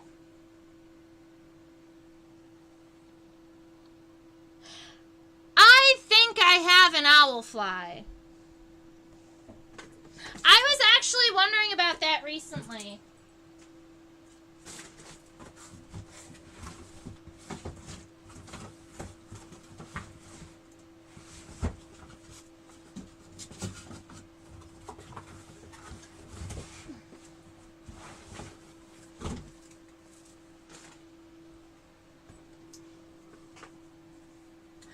So I have a funny story about my owlfly specimen, but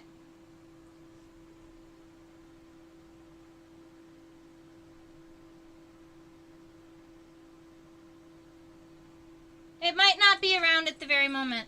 And so I've actually been looking for it too. I thought that I did have my owlfly specimen.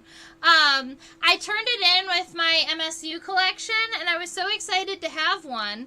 And it was actually collected in Michigan, and they're rarely seen in Michigan. You can find them regularly in other places around the country.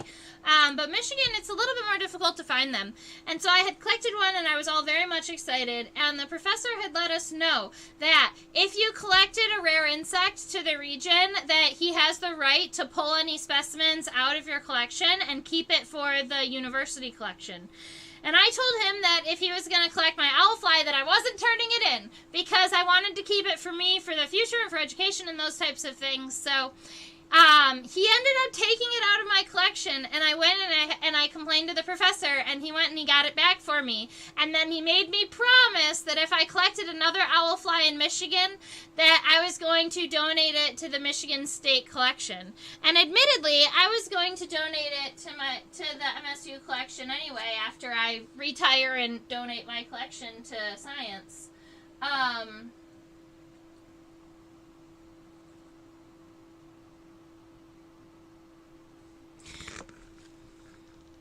I really thought I had that owlfly, but I haven't seen it in a couple of years, so maybe I don't.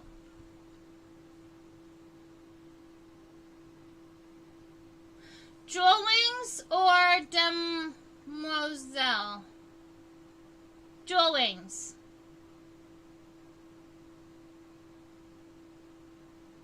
Oh, I like the French sounding names better. Oh, that's funny. Yeah, the damselflies.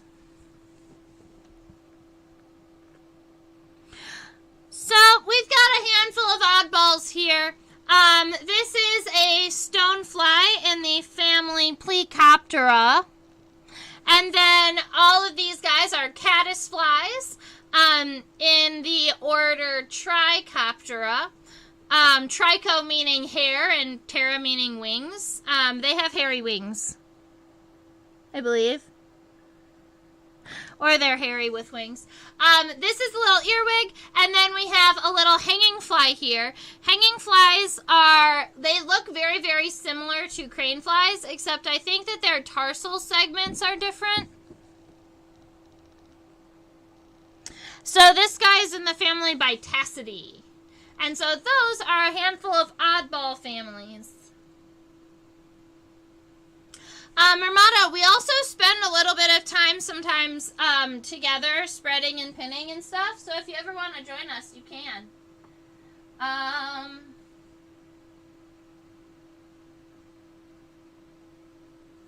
Alright, so that is the dipteran, or the flies. And then some of the oddball orders, like the neuropterans, the dragonflies, the odonates, right? The dragonflies and the damselflies, the stoneflies, and the caddisflies. Let's go grab another drawer!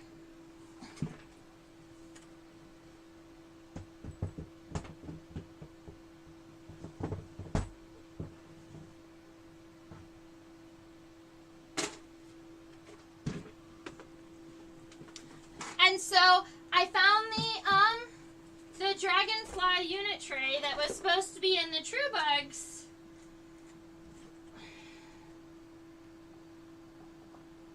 There we go. Sometimes when I'm putting my trays back, as it turns out, they end up mixed up. Those are the other dragonflies that I have. They were hanging out with my True Bugs for a little bit, but they are on their way back to the correct drawer now. So that's a handful of dragonflies. Maybe one day we will go ahead and we'll zoom in and we'll look at the wing venation and wing characteristics in dragonflies.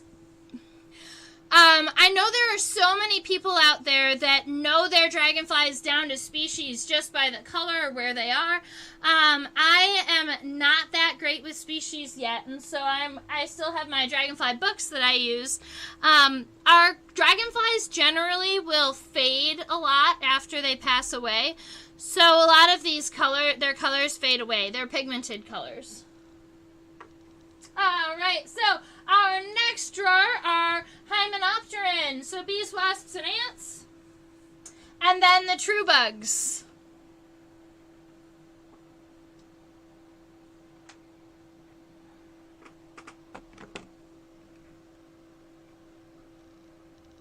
So this is a sericid,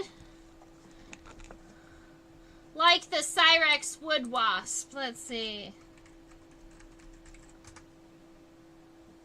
So our common name for sericids are horntails. So you can see at the very back of its abdomen, it has that long ovipositor. That's where it gets its common name horntail from.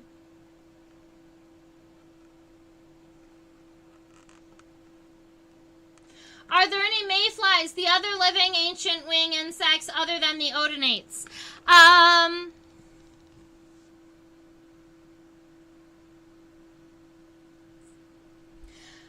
My mayflies that I have collected are still in alcohol. The mayflies are not pinned yet, unless I have one in this drawer. Nope.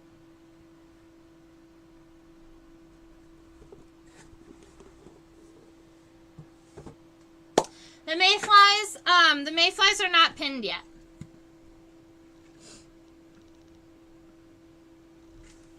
So you can see, even though my collection has all types of different insects, and it's been amusing us for over a year now, there are still a handful of holes in it. Their larvae are sawflies, aren't they? I believe. I think that sawflies, I thought that sawflies were a different family.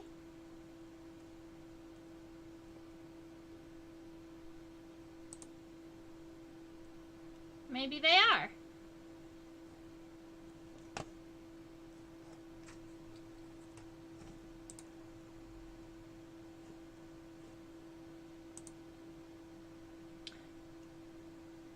A type of wood-eating sawfly.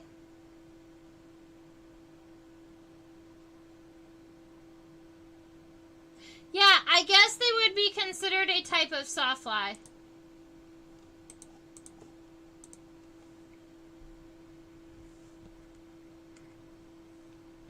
Ants are my favorite. In fact, my username is loosely based on leafcutter bants. Ada. I was wondering about that because Myrmecity, like the Myrmex, so you have Myrm and you had Ada in your username. I was wondering if you were an ant person. So that is pretty awesome. So that's our Sericity. You could start a museum. You know, I've considered it, like having a small building somewhere, just to show off my specimens and also teach out of and stuff. And it's a step that I'm looking forward to taking maybe in the next 2 or 3 years. It's definitely in the 5-year plan, getting a building and setting it up. All right. Our friends here are all different species of ichneumons. You've got this guy over here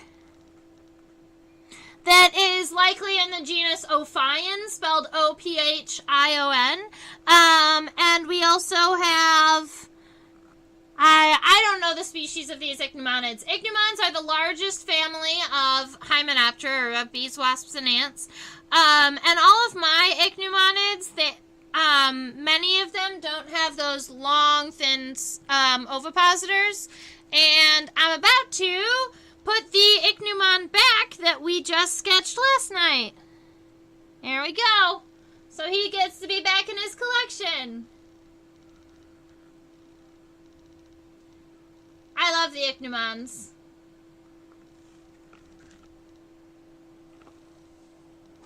Alright, next we have bumblebees and honeybees.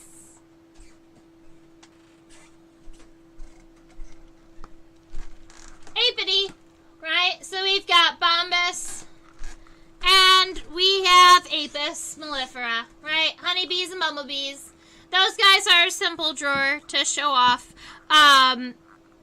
It's possible that some of these are actually Xylophaga, the carpenter bee. But they're all Apidae. Apidae is the family for bees, and that's the family that bumblebees are in, carpenter bees, honeybee. I believe carpenter bees are in the same family. Let me look it up really quick so that I'm not lying to you.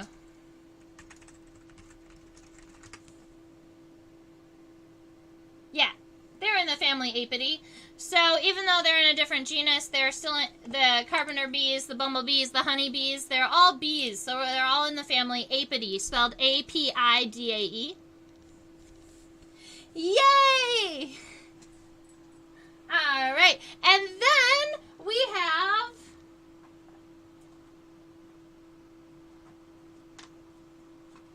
the sweat bees.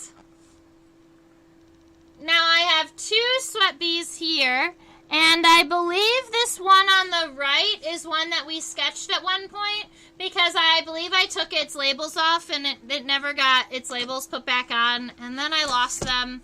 So that's a sad sweat bee, because it no longer has any information attached to it, but it's still such a beautiful specimen that I can't bring myself to get rid of it. It has educational purpose, it just doesn't have scientific purpose anymore. Sad friend. The other one here was collected in Okemos.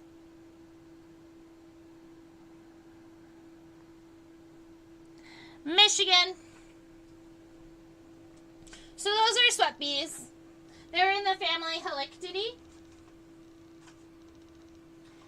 And then we have leafcutter bees. Now I believe one of these leafcutter bees stung me. They're in the family Megachilidae. All 3 of these are the same species. This is the invasive leaf-cutting bee.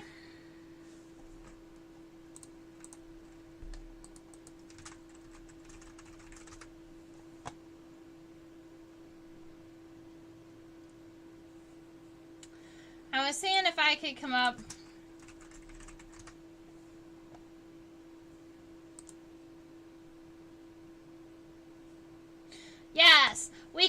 So it's in the family Megachilidae, but its common name is the giant resin bee, and it is non-native. It's fairly, you can see it's a fairly large bee. I was actually stung by one of these three while I was collecting it. They liked to go to a tree that was right outside of one of the Natural Science Building's windows, which was like where I spent most of my time. It's where the MSU collection is. And so I spent a lot of time there kind of looking out into the trees and watching these guys kind of buzz around it.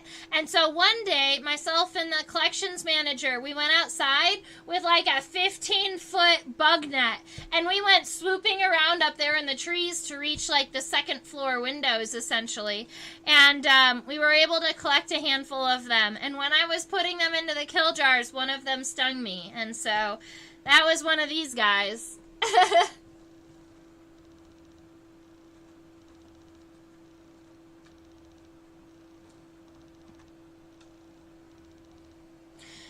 Alright, these, I'm sure that some of you recognize those guys. These are all paper wasps. People are generally familiar with paper wasps. They're in the family Vespidae, and they are generally called yellow jackets, right? The most common ones are black and yellow striped. They're called yellow jackets. But there are also the black and white ones that we call bald-faced hornets. They're still paper wasps in the family Vespidae. And then you have, these are some golden form paper wasps. And then this dark red black form that I actually collected down in New Orleans last year. I was pretty excited about that. And its label isn't on it yet because it was collected this summer.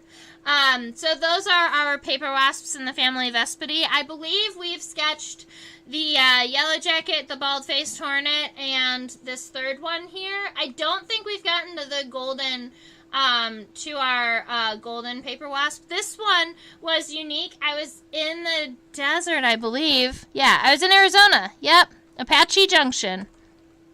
So I was in Apache Junction in Arizona, and these guys, it had just rained a little bit. It wasn't a huge monsoon, but it had rained just a little bit.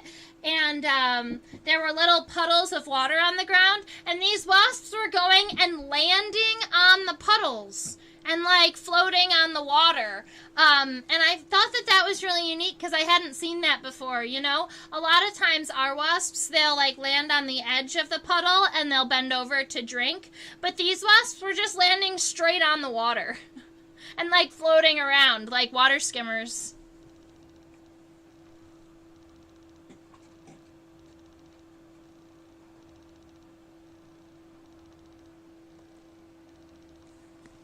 Cicada killers!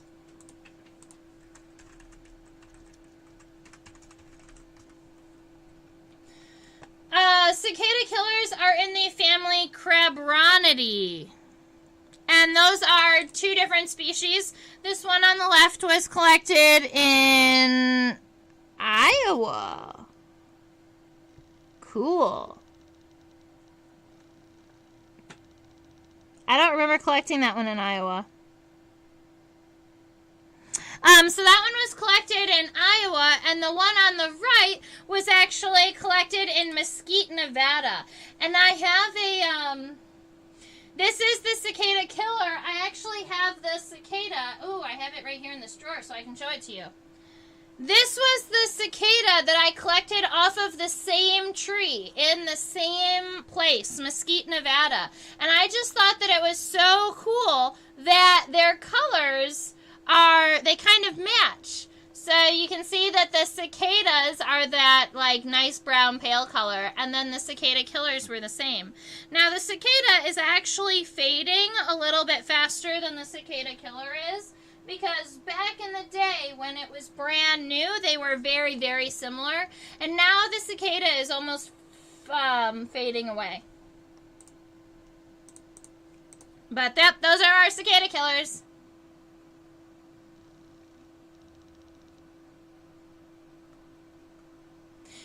Yeah, Yeah, me too. I wish the yellows didn't fade so much.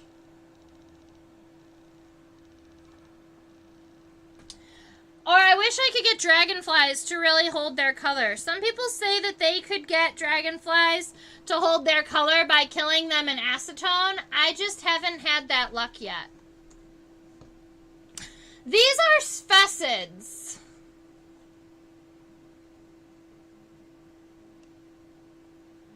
Ooh, do I have fig wasps? I don't have fig wasps. The closest thing to a fig wasp that I have is this chalcidid.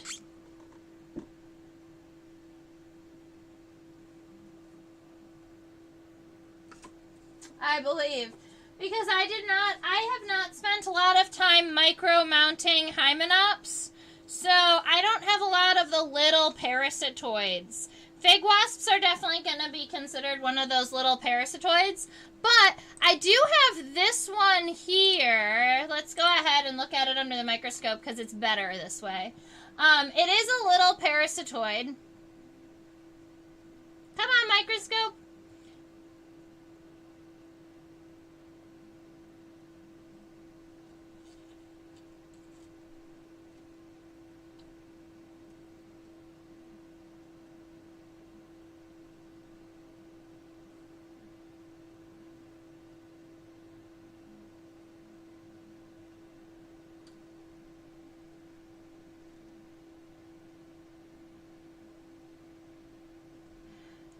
So this is a little chalcidid. It's a little parasitoid wasp, and one of the defining features on it is that you can see its hind leg has a really expanded femur, right? You can see it has a really expanded femur. It almost looks like this wasp could jump around. And that is going to be one of our characteristics. So if you see that, a lot of times you know it's a chalcidid, especially if it's a little itty-bitty tiny wasp. I think I have a good microscope image of the chalcidid's hind leg, so I just wanted to show this one to you really quick. There we go. So this is what the hind leg looks like of that wasp that we're looking at. You can't see it as well when we have the live camera on because that's only one image. But this picture I took through my microscope and it's a stacked image. So it's like 30 images on top of each other. And you can see that it has this femur.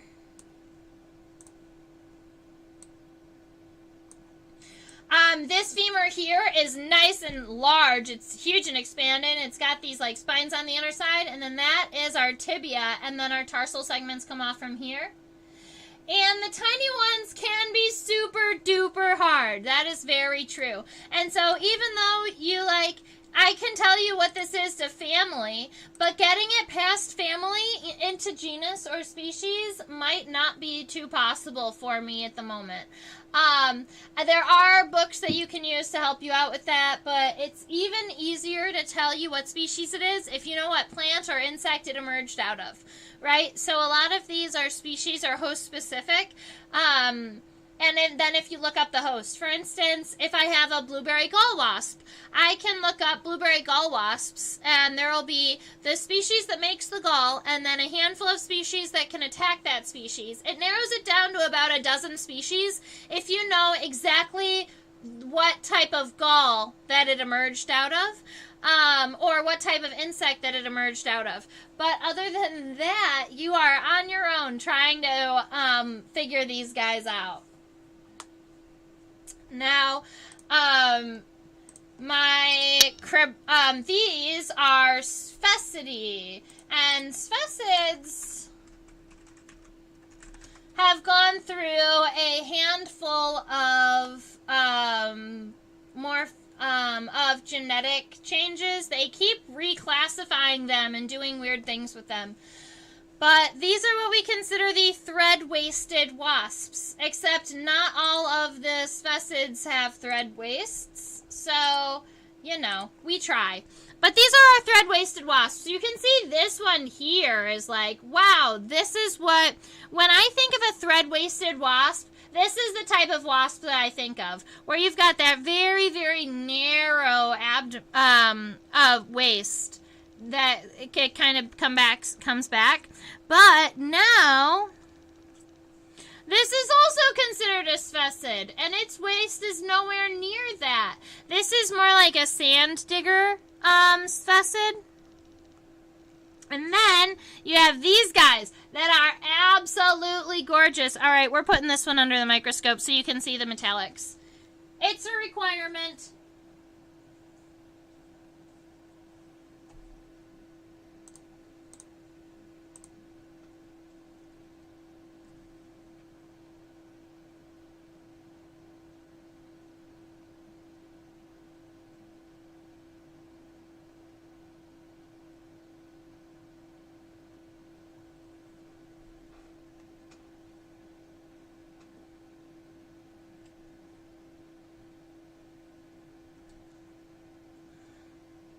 Look at how pretty it is.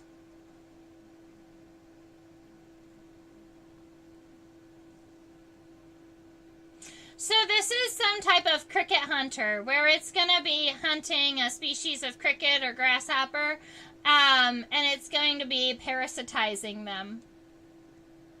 But it is completely this iridescent blue-purple color, and this is a crystalline or a structural color. So this color is not going to fade, ever.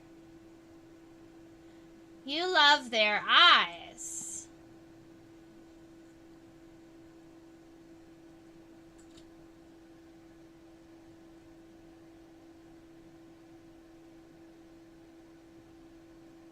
Very cool. I love how cetos their head is.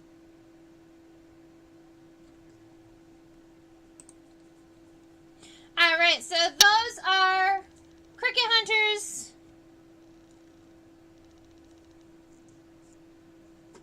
And then our little chalcidid, it was like a little parasitoid wasp.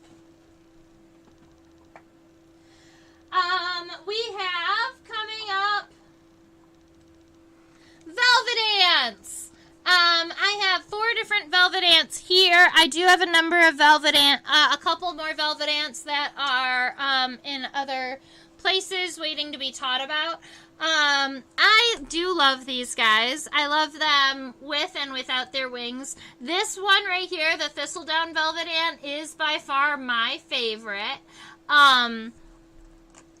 It has these nice long white fluffs, and I remember collecting it. I have a very specific memory of exactly where I was when I looked down and I saw what I thought was a little seed puff blowing across the ground. And then I realized that there were no seeds around and that there was no wind. So I was like, why is it moving so fast? And so I got down on my hands and knees trying to figure out what this thing was. And I realized that it was an ant, a thistledown velvet ant. Now, these are not true ants. They're in the family Mutility. They are actually a wasp that it looks like an ant. But they are amazing little creatures. And so this one right here is a thistledown velvet ant. And I just think it's absolutely beautiful. So I wanted to share that with you guys. It's one of my favorites in my collection, I think.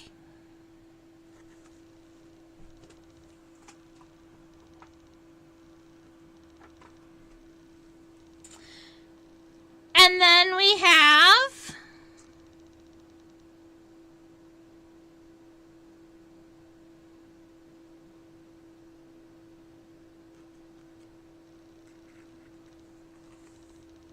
these guys up there. Those are tarantula hawks. These two on the end were collected in Texas. This one was collected in New Mexico, and this one was collected in Arizona. But they were all from the American Southwest. There's a huge variety in size. But I believe they're all in the same genus. They're just a variety of species.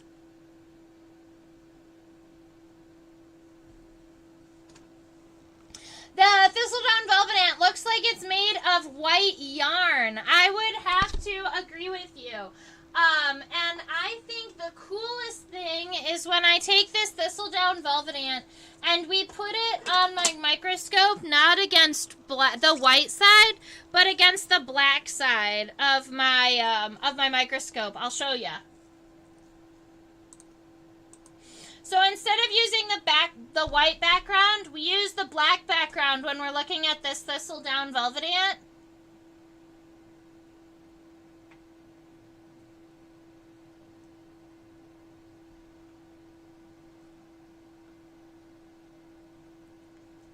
Look at how fluffy it is! It's also not an insect you want to mess with. They have a very long stinger, they have very potent venom, and their stinger has the ability to exit their body and then angle. So it can actually kind of, it can aim its stinger instead of just going straight.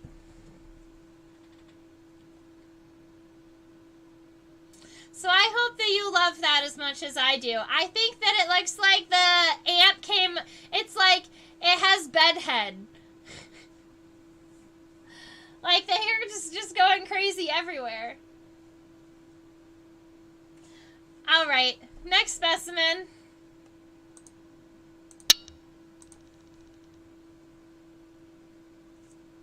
Put our thistledown velvet ant away.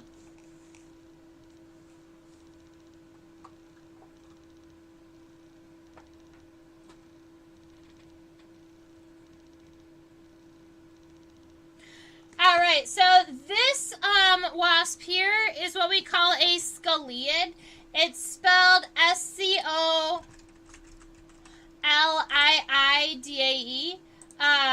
It is actually a parasitoid. Its immatures feed on, I believe, June beetle grubs. It has this red-orange abdomen with this yellow spot on the side. It also has, I believe if we look at the wings under the microscope, they're almost metallic rather than just being black. It's like a painful little puffball. That is exactly what it is. And this here recently had a family name change. They used to call them Tapheids. But I think they're called like Zopharidae now.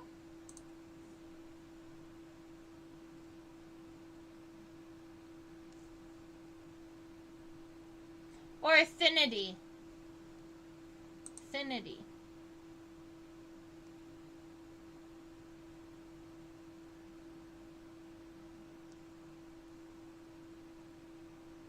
So this friend here, so this guy used to be considered a,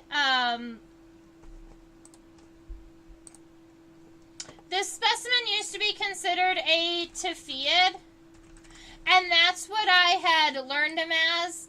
That's like kind of how I knew him. But then I think recently I was reading a paper that said that they were moved into being Thynids. And then I read another paper that disagreed. So I am not exactly sure where this wasp stands at the very moment in the scientific community.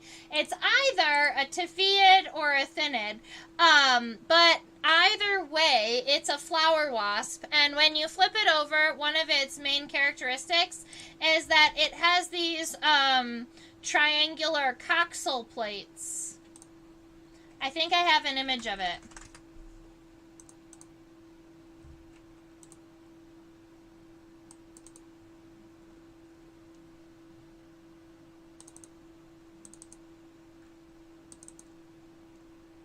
Right here. You see that it has these kind of two triangular, right here, plates coming down over the middle legs. That is the characteristic for this family. Alrighty. So those are our Tapheids.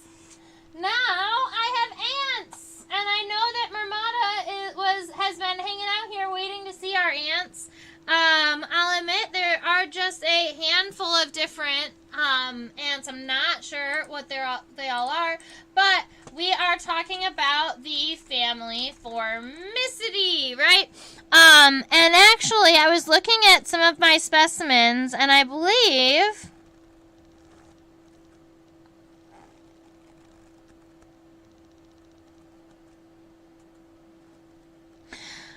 So we have a couple of winged ants over here, and I believe that they were queens. I had another one. It must be in this drawer. This one. I was surprised that when I looked at this ant underneath the microscope, it was not a worker. That was actually a queen, because I hadn't noticed until I put it under the microscope that it does have wing scars. So you may, Marmota definitely knows, but the rest of you may also know that queen ants, when they emerge, they first have wings. They go on mating flights, but then after they're mated and they're ready to start a colony, they chew off their own wings, and it gives them wing scars. And so this ant here has the wing scars to prove that she was a queen. Then we have... I don't know my species of ants, but we've got a variety of them. Admittedly, I have been stung by more ants than I can count, and most of the time, I'm being stung by ants that I'm not even collecting. I was collecting in Texas about 5 or 6 years back now, and I accidentally stood in a fire ant colony because I was like collecting and I was looking at my net, and then all of a sudden I feel a stinging on my leg, and my leg is covered in fire ants, and I got stung about somewhere between 12 and like 20 times on my 1 foot by those freaking fire ants. And then this summer, I was taking pictures of a mesquite bug. This summer, I was taking pictures of a mesquite bug, and I got into a,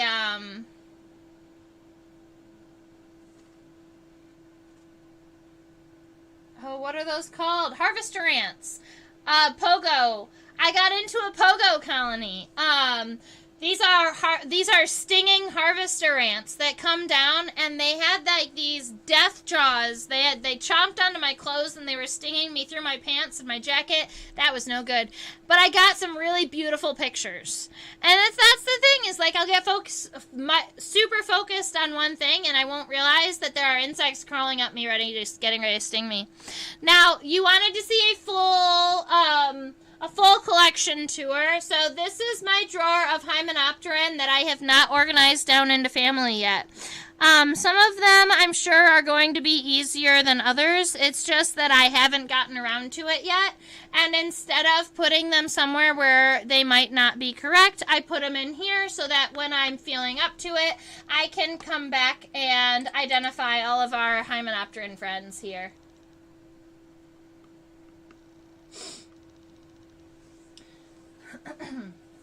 Yeah, so I guess, being an entomologist, every now and again I have interactions with things that want to sting me. But that's okay because, I'm collecting them. I understand why they'd want to be mad at me. Alright, so that ends our Hymenopterans, our bees, wasps, and our ants. And now we have true bugs, what we call hemipterans. And to start off with our hemipterans, these are all cicadas. I've got this really beautiful, this one is that one from Mesquite, Nevada. These are larger bush cicadas. These are the 13 or 17 year cicadas. I'd have to look at them, see what year they were collected. Their genus is Magus cicada, kind of like magic, and that makes me laugh.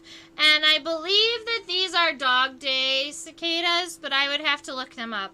So these are a whole bunch of different cicadas that we could sketch and look at. I think we've sketched a number of them, but we have not sketched them all yet. So Susan or some of our friends, have you seen any insects that you really want to sketch? Which ones have you noted that you are interested in looking at more?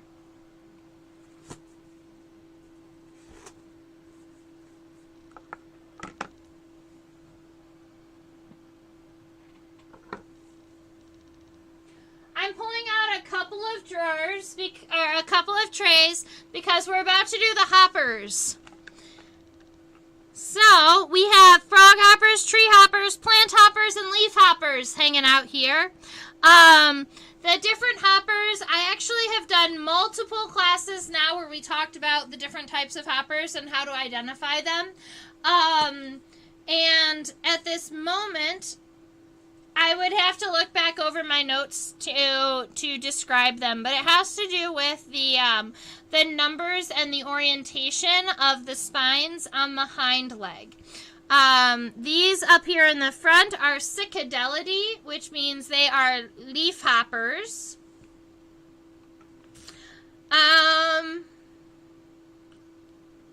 Tree hoppers are these guys, and they're the ones with these expanded... Just making sure. Yeah.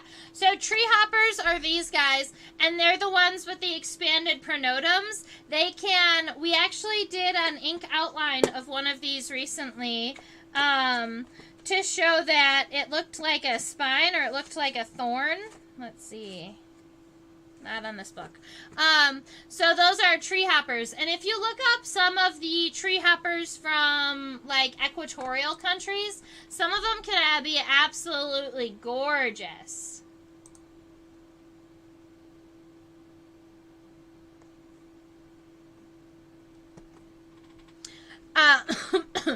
This friend right here is a frog hopper. I believe the characteristic on frog hoppers is that the spines on the end of the tibia come as a circlet. So they have a circle of spines at the end of the tibia rather than having spines along the tibia. And then these guys up here on the top are what we call plant hoppers.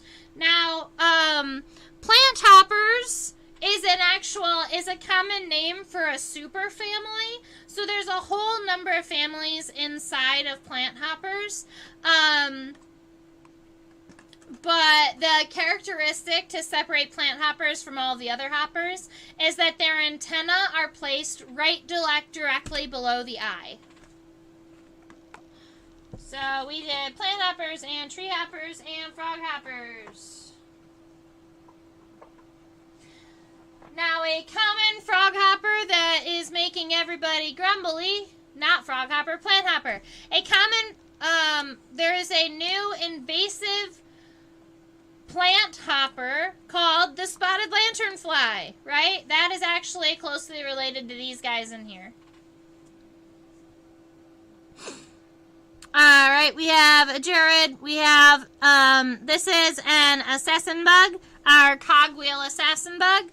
And then we have these Cryxids. We call those water boatmen, I believe.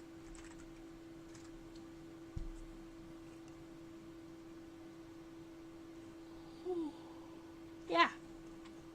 We call these guys water boatmen. So we've got a handful of aquatic hemipterans happening in this drawer too.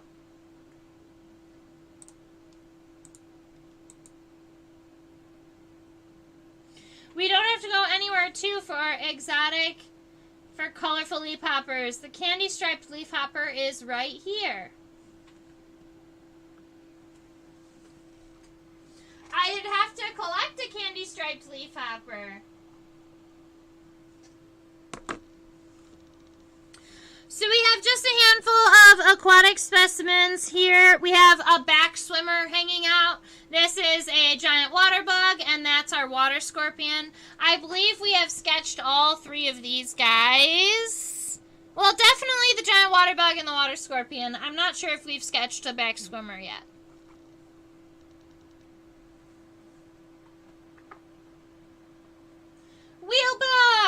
The wheel bug was the first insect we sketched. And the Orylis cristatus, that was the first insect that we sketched as part of insect illustrations via the microscope. I think that one is going to always be close to my heart because of that.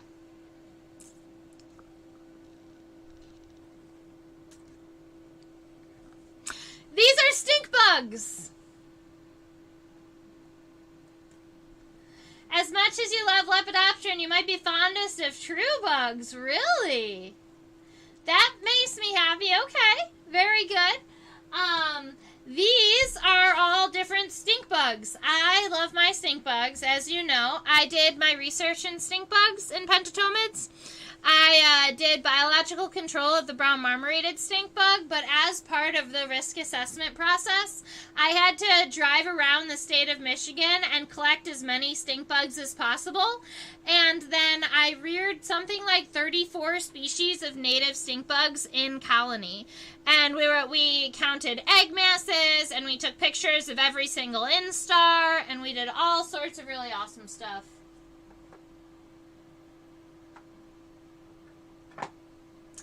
And then finally, we have this crazy drawer, or this crazy unit tray, which has all types of stuff in here. We've got, I think these are Lygeids or seed bugs. We have leaf-footed bugs. We have box elder bugs. And these guys down here are ambush bugs. Our lace bug. That lace bug, we sketched that once. And you see how itty-bitty tiny it is.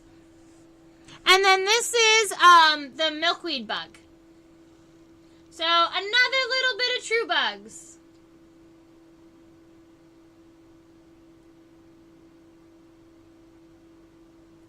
Yeah, I definitely want to go out and collect a higher to get a larger diversity of leafhoppers. That's something I'm going to be working on in my collection, is now that I've gotten like most of the larger families, you know, making sure that I have the variety and the coloration, especially because we're probably going to be going back and sketching, like, you know, even if we've already sketched a leafhopper, we can sketch a different species of leafhopper. And then we can compare them and talk about their differences and stuff. So I'm all for doing that. And that takes us to the end of our drawer for bees, wasps, and ants and true bugs. So that's what this one looks like.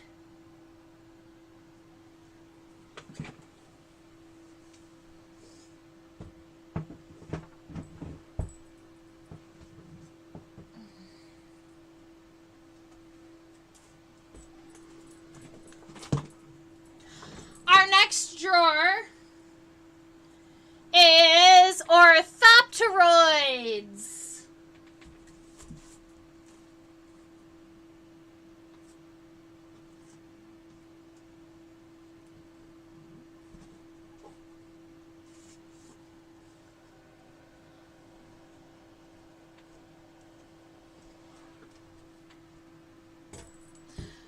So orthopteroids are grasshoppers, crickets, katydids, and their relatives.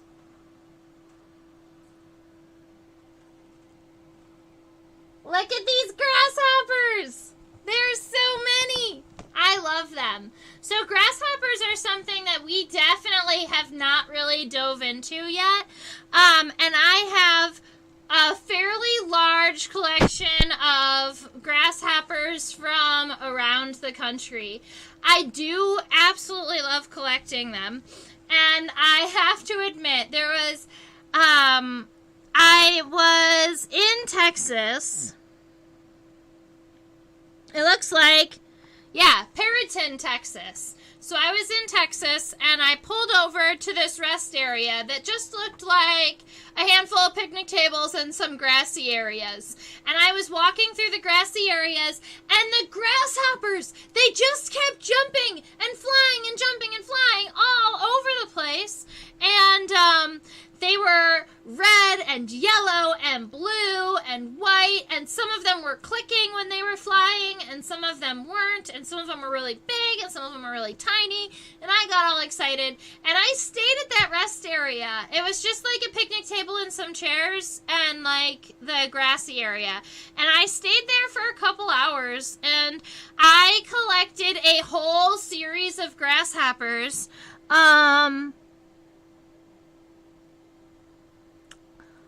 All of these grasshoppers, these guys and those guys, all came from the same rest area, and they're all different.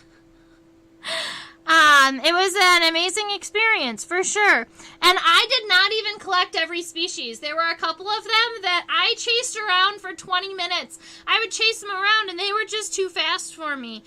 So there were a handful of species there that I did not catch. And I was like, I'm going to get you next time.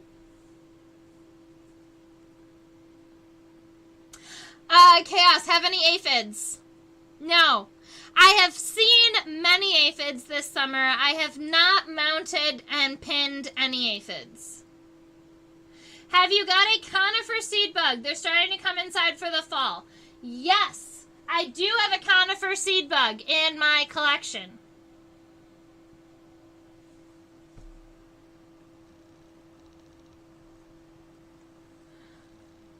I have had the experience of staying at a blind rest area and looking for bugs. Exactly. It's awesome. All right, so those are grasshoppers. But those are just the acridids, what we call the short-horned grasshoppers. Then you can look at grasshoppers that we call lubber grasshoppers. And lubber grasshoppers are in their own family. They're in the family Romeliidae. And these ones... Let's see. That one and that one, I believe. Yeah. So, this one and this one I collected in 2021, and they were mating on the highway. So, I was driving through, let's see where I was driving through. Texas. Yeah, I was driving through Texas. It was actually just a little bit before I pulled over and collected all of those grasshoppers. I was driving on this highway in Texas, and there's no one else on the roads.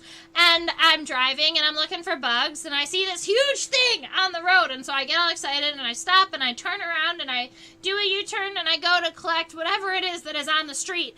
And it is these two lubber grasshoppers mating. And they were big enough that I could see them going like 70 miles an hour.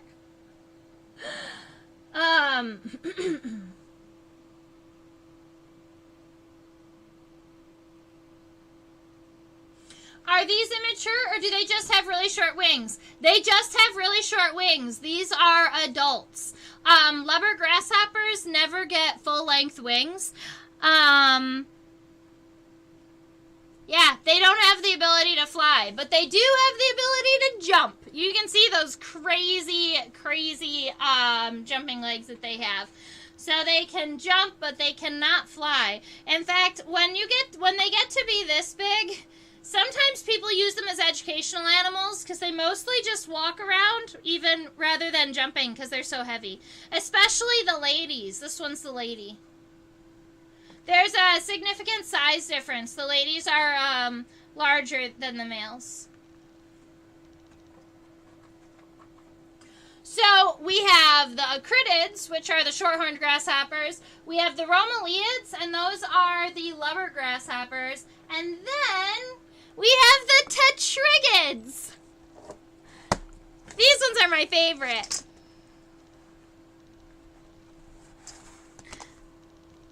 I guess I have a lot of favorites, though.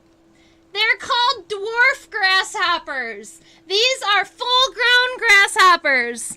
And they are itty-bitty, tiny, adorable little guys. These ones were collected... well, they're collected all over the place, but I think most of these I collected at Meridian State Park. Yeah, in Texas. This one in the middle came from Lansing, but the other four came from Texas. Tetragids really like to live in marshy environments, and I I was camping right next to this marshy, boggy area, and there were all types of millipedes all over the ground, and the grasshoppers were coming in really heavily. And then an armadillo came and joined me in my campground, and I went live on Facebook that day, and I was like, "Hi, armadillo," and we had a good time.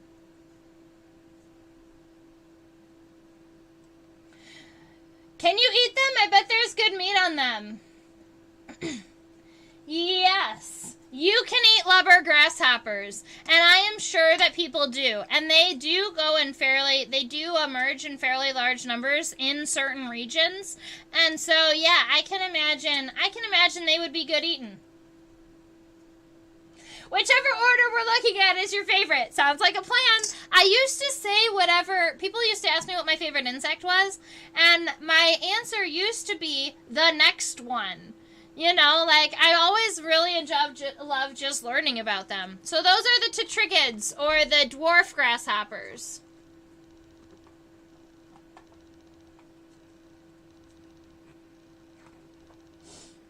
Alright, then we're moving into crickets.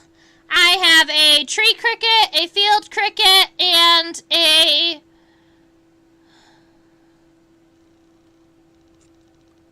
mole cricket. And they are all in different families, I believe. Let me look up the tree cricket really quick. Oh, the tree cricket's in grillity. But I don't believe that the mole cricket is a grillid.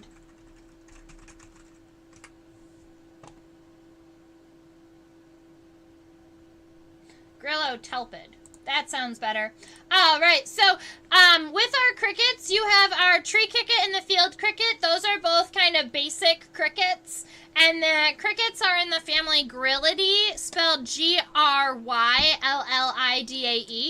And then over here is our friend the mole cricket with those really fancy digging legs that look like he's got hands up there. Almost looks like he's got fingers. Mole crickets are super cute, and maybe we should draw a mole cricket one of these days. I've been avoiding showing off my mole cricket because it was the first and only insect, well, it was the first insect that I ever tried to stuff because it was so big and it was kind of a juicy cricket, and I was afraid of it kind of shriveling into nothing. So I stuffed it with cotton, but then it busted at the side on accident, and so it looks really, really beautiful from the top, but we're just not going to look at it from the bottom. This was a specimen from 2009.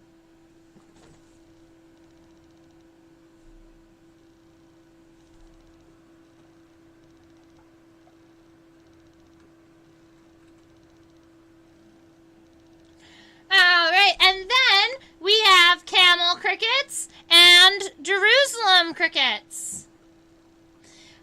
They both have their own families also. Camel crickets are in, I think they're in the family name Rhaphidophoridae. Yep, Rhaphidophoridae. And it is a long, complicated name. It's spelled, I'm going to type this one rather than say it.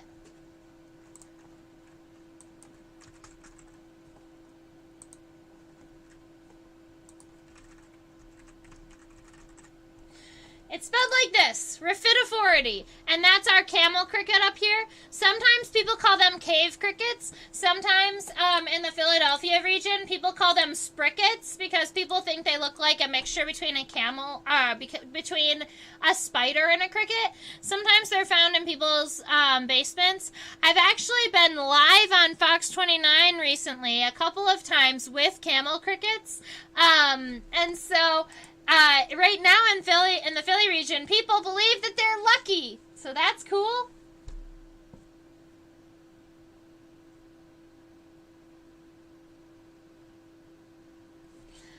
An RPG monster based on a mole cricket. That's awesome.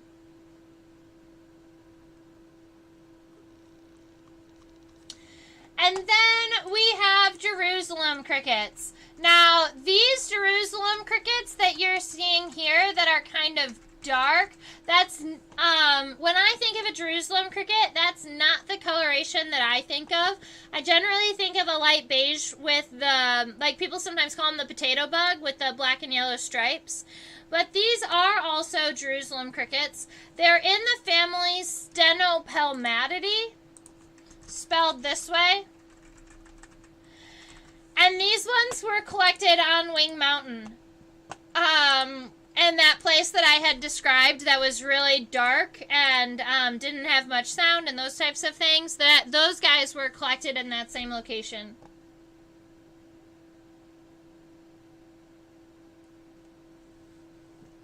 That's awesome. I'm glad that your bug creatures never turn out to be all the way bad.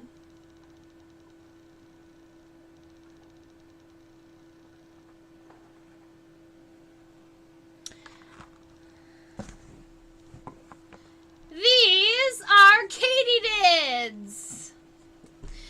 Katydids have nice long antennae. You can see that here.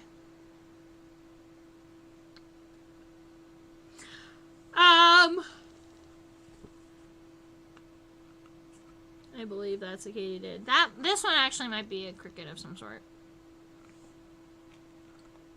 Those ones up here are katydids. This one here, it only has 4 legs, but hey, it's still a beautiful specimen. I think that, yeah, it looks like it.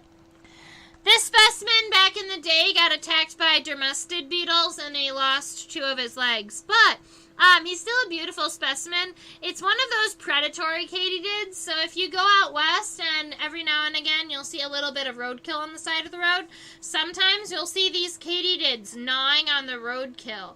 They do eat meat if they find dead animals. They don't kill things, but if they find dead animals, they'll just go and gnaw on them. And the first time I collected one, I went to go and grab it by its back legs, and it had the mobility to turn around, and it turned around and bit me. There were some choice words spoken that day.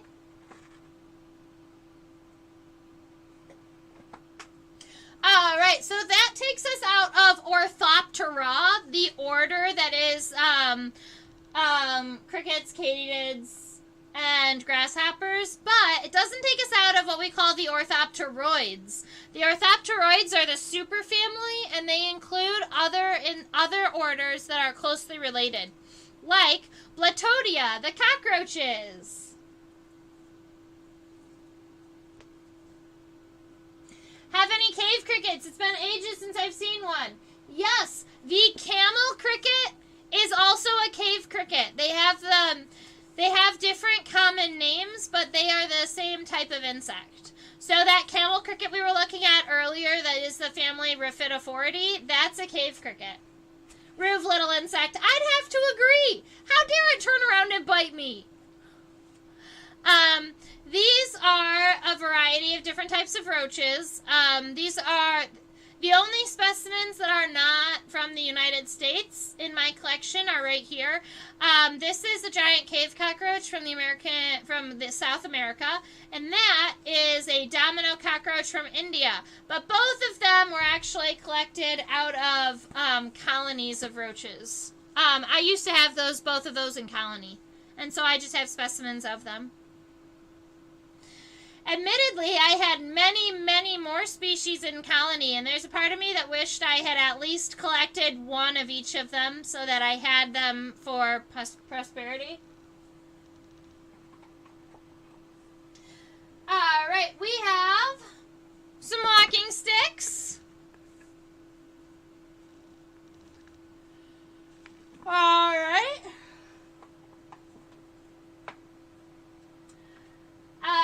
These 2 praying mantids here, and then this praying mantis here that is not in the unit tray yet because admittedly it doesn't fit, so I'm going to have to find it its own space.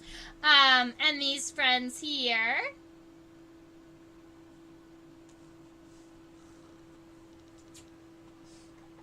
And then at the very end of the orthopteroids, I threw the tick and the scorpion. you know, the oddballs. They're not insects, but they're in the collection. Now, the scorpion doesn't even have a pin through it, so I just have 2 cross pins over the tail to hold it in place.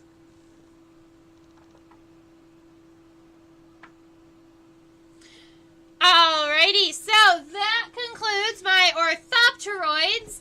I believe we have 2 drawers left, and they are all lepidopteran, so in theory, the lepidopteran will go quicker.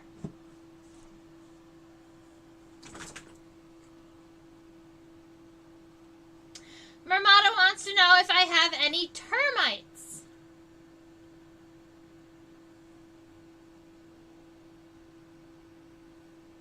No.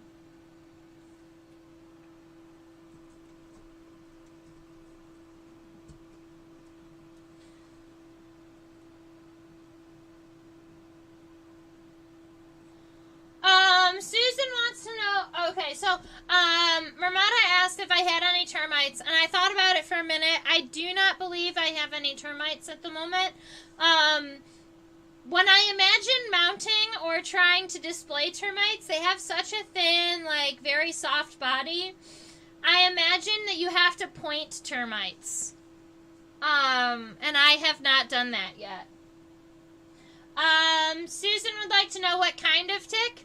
I'm not sure. If we were doing it for a live stream, I would figure that out for you before the live stream.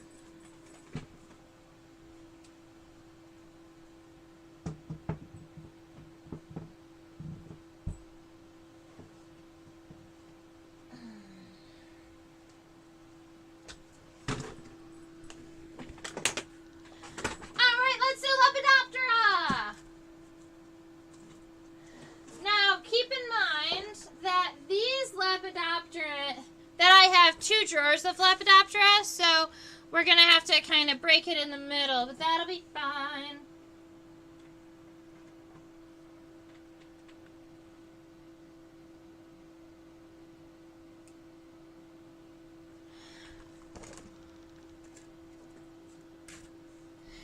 Alright, so these are Sphinx moths. Any fleas? No. Actually, I think I have cat fleas, and they're in alcohol, in one of my alcohol vials. I haven't pointed or pinned them, because you're not really supposed to do that with fleas. You keep those in alcohol. So I actually have them labeled in my alcohol collection. So these are Sphinx moths. This is the patchy Sphinx occidentalis.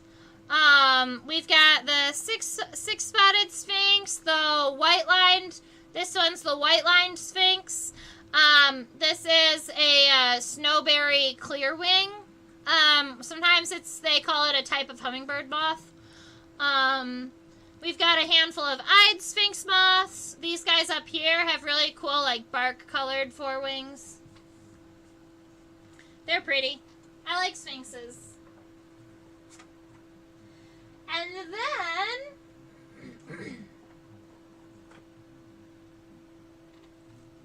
these are underwing moths.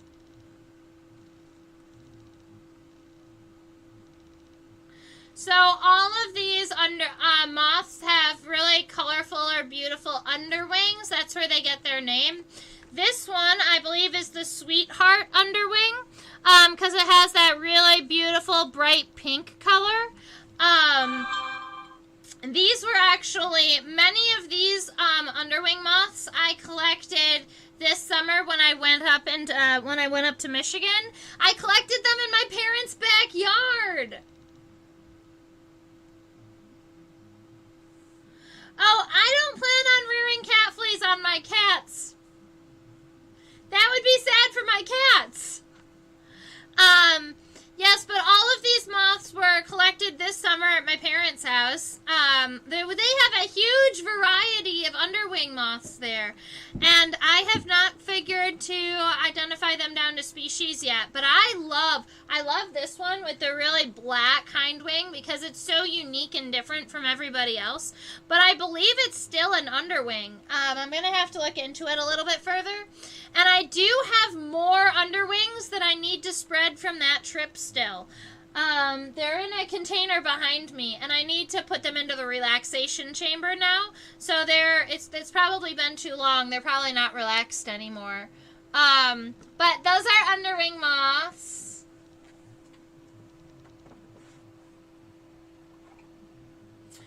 I believe the family on these are Cossidae, spelled Cossidae.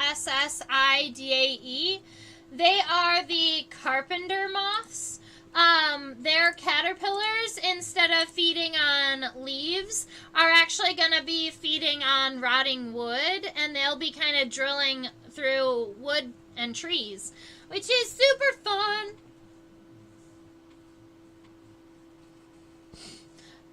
Yeah, so the forewings have those really beautiful, designs. And the hind wings are just a little bit more bland, but I do love these when they were coming in. And they look a little bit like Sphinx moths in that their hind wings are about half of the length of the forewings, but their wing venation is different, and I love them. Alright, so those are Cossids.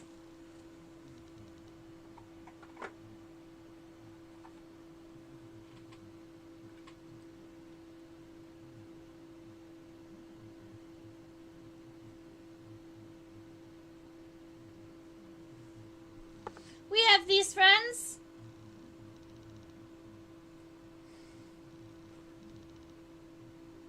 Their epithet is arizonensis. I remember that about them.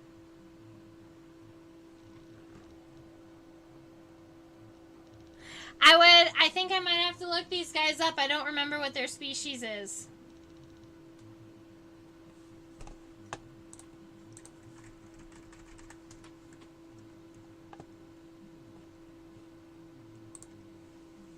So I know that I've collected them a lot in the American Southwest, and that when they hold their wings in a very, like, imagine how a cicada holds their wings. That's how these guys hold their wings. They hold their wings kind of like a cicada. And I remember that the epithet, or the second word in their name, is arizonensis. But I need to remember what their genus is.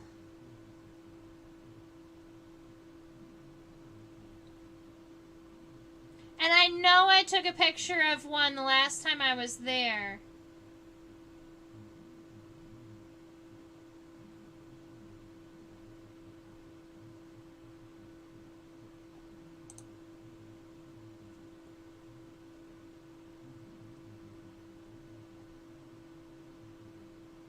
Nope, I'm not going to find it in time. I thought I was going to.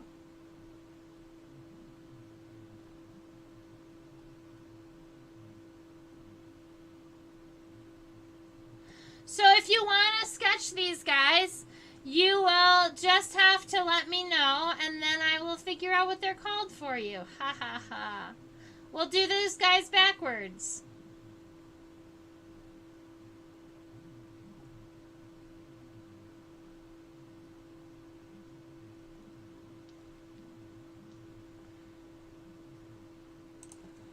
All right.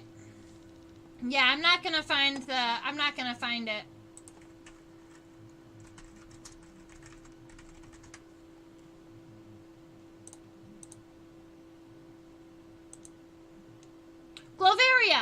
Glovaria arizonensis. I did find it. Yay!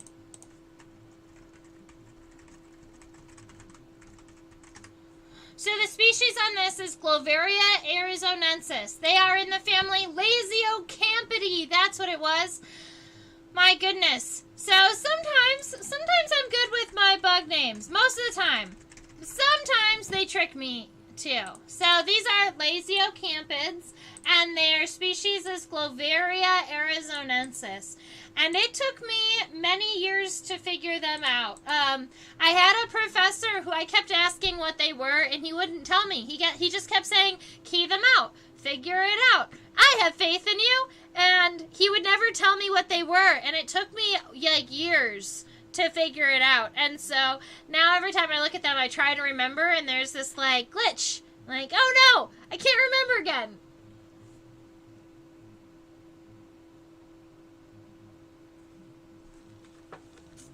The question is, how and why did insects do metamorphosis? And I couldn't tell you. This is called a ghost moth. And it's appropriate for Halloween, right? It's called a ghost moth. It's also called a swift moth. If we look at the wing venations on the front and the hind wing, they are very, very similar.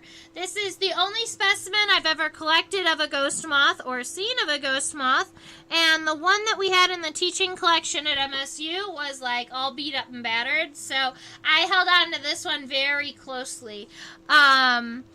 It was actually collected for me by my father when I was out and about. I had set up my black light and I was waiting for stuff to come in. And then I went out to do a loop to the baited trees that I had baited. And he caught this one when I was out checking my baited trees.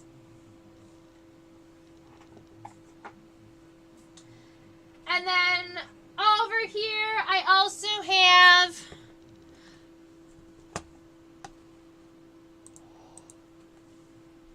our silk moths, right? So 2 rosy maple moths up there at the top, our Cecropia, our imperial moth, and the Luna moth.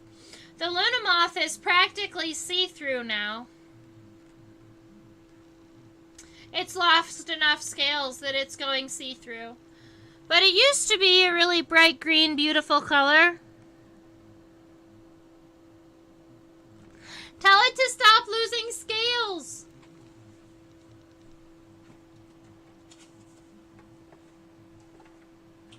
Right now we have one more drawer of Lepidopteran to look at. And I believe because this one is mostly moths, that the other one is mostly butterflies.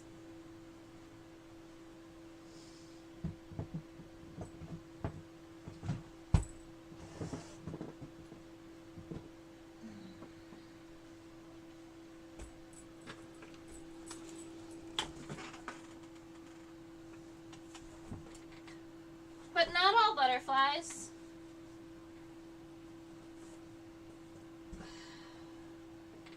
So our monarch butterfly I actually started class with, and I only have one of those. So that one was in the other drawer. We also just have this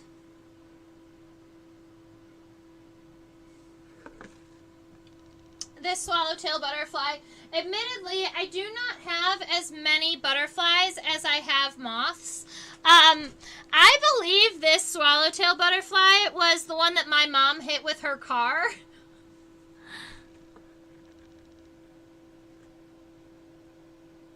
Yeah. This is the swallowtail that my mother hit with her car.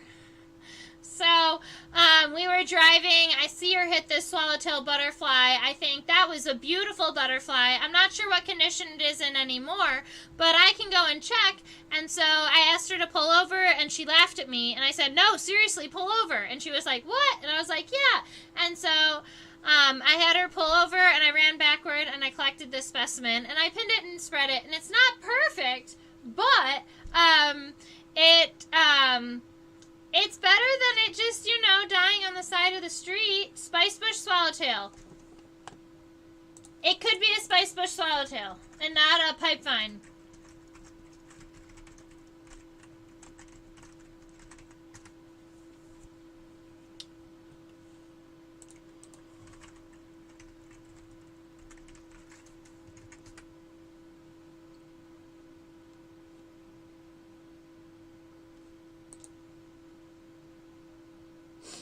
Yes. Spice bush swallowtail, not pipevine.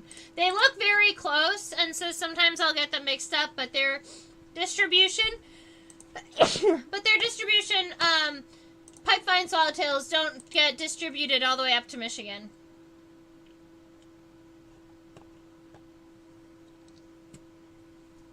I guess that would be the case, right? So, okay.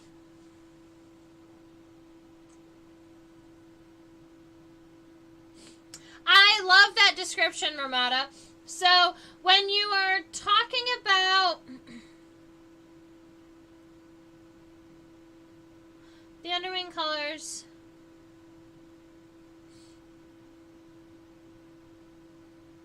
so when you're talking about why insects evolve metamorphosis, I think Ramada is definitely on the right track, or even exactly correct. You're talking about efficiency in life. Like early on in insects, it's most efficient if you just have a type of a life stage that is really, really good at eating and growing and eating and growing and eating and growing. And it's even better if its colors match its food source so that it can't be seen. Because it's not going to be super mobile. It's just going to eat as much as possible because it wants to grow and it wants to gain nutrients. But then once it becomes an adult and becomes able to mate, they need wings so they have the ability to fly, and they need to be able to meet other insects. So I think you're correct in saying that metamorphosis evolved because of the need to separate out an early life stage focus on eating and a late life stage focus on mating and reproduction.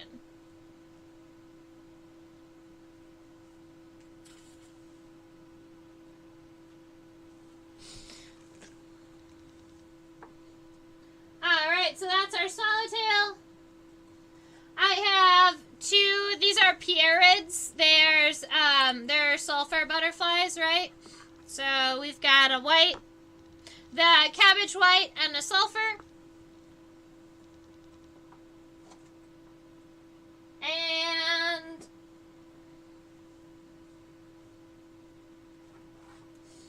we've got a couple more Sphinx moths that didn't fit into the Sphinx moth tray, so there's a handful of extra rollover guys. I have a number of tiger moths, one of which it lost its abdomen, I guess. So we have a number of tiger moths. These generally are going to have brightly colored underwings and then some type of brightly colored abdomen, whether that's yellow or red, spotted or striped. Their family name is Arctiidae, spelled Arctiidae.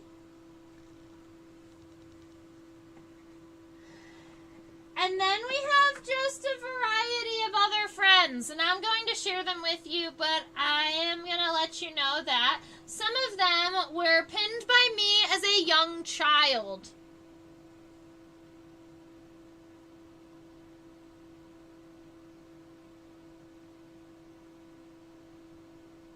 Wow. Alright, so like some of these were pinned by me as a little person, and so I didn't really know exactly how to spread their wings. You know? So I'll just go ahead and share with you what I have. I did start focusing, instead of collecting and pinning butterflies, I started focusing on photographing them instead. I did have this little lycaenid that we sketched once. It does have its fourth wing. It's just broken, kind of folded down there. I have to glue it back up. That is not going to be an issue. It should be pretty easy. I just haven't touched it yet. So I'm not super proud of my pin jobs on some of those guys, and I considered not showing them to you, but this is a collection tour, and sometimes collections are messy. They are not all the way perfect all the time. And so with these guys, you know, they were pinned by me when I was nice and young. I was learning how to spread very, very fragile wings. When you get moths that are this tiny, their wings are super fragile. So you have to be really, really gentle with them. The only other thing that I have in this drawer are these friends here. And these are insects that I collected in Arizona this summer. that are still yet to be put into my collection because they still are organized based on locality and not based on insect type just yet. I'll be mixing them in shortly, though. We sketched this guy. I hope you guys remember sketching this guy. He was the really beautiful metallic one.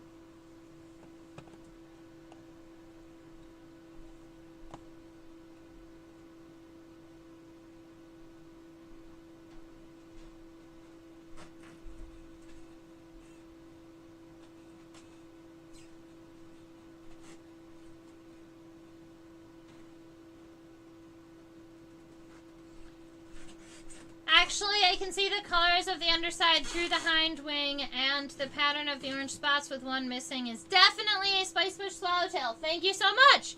I'll go ahead and write it on my collection. Mermata says, also, if I'm remembering correctly, the larval stage is analogous to parts of the embryo stage of non-metamorphosis insects. Interesting.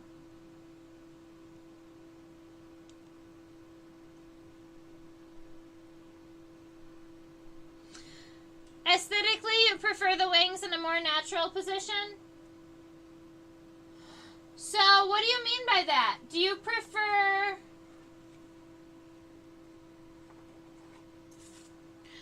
Like, with these guys, those are spread the way that, like, ideally you're supposed to in collections, with those hind wings being straight across. But you're saying you prefer them aesthetically so that they look like they're a little bit more relaxed. So are you saying more drooped, like this one down here?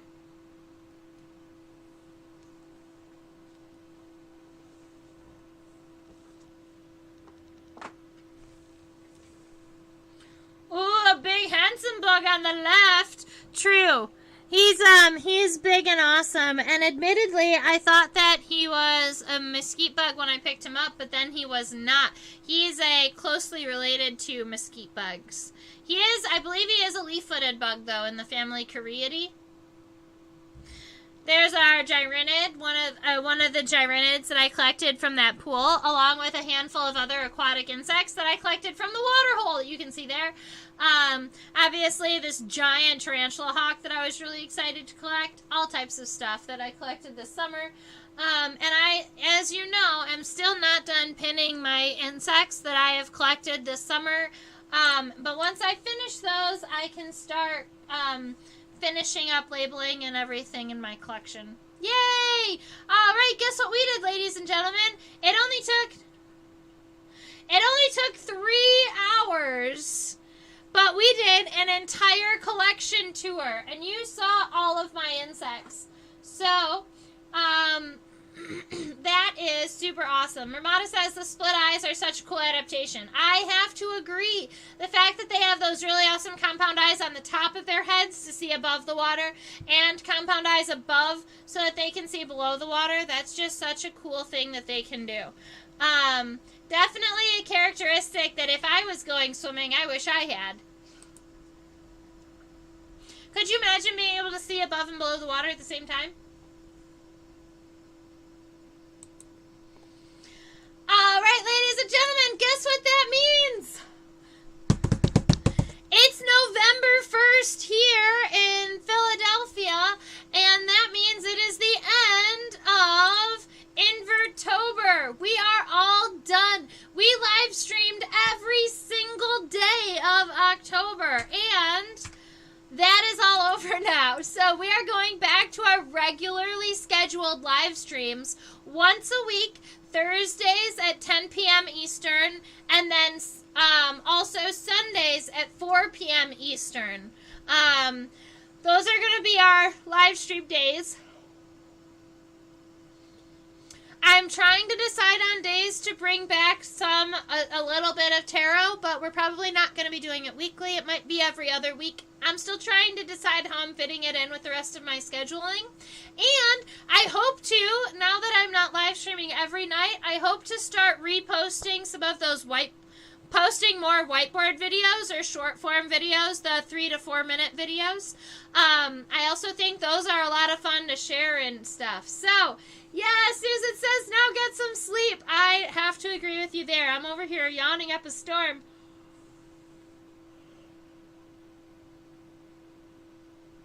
So, I hope you all had a wonderful time hanging out with me on this last day of October and getting to see my entire collection from head to toe.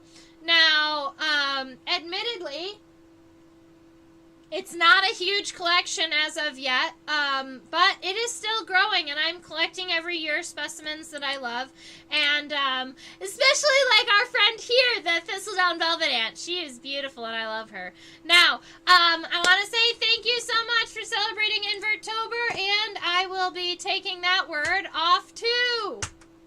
Okay, I also teach on a platform called OutSchool. OutSchool is a platform where I teach for students ages 5 to 8, 9 to 12. I teach weekly insect studies and a junior bug club. If you know a little bug lover, you can send them the link in the description box.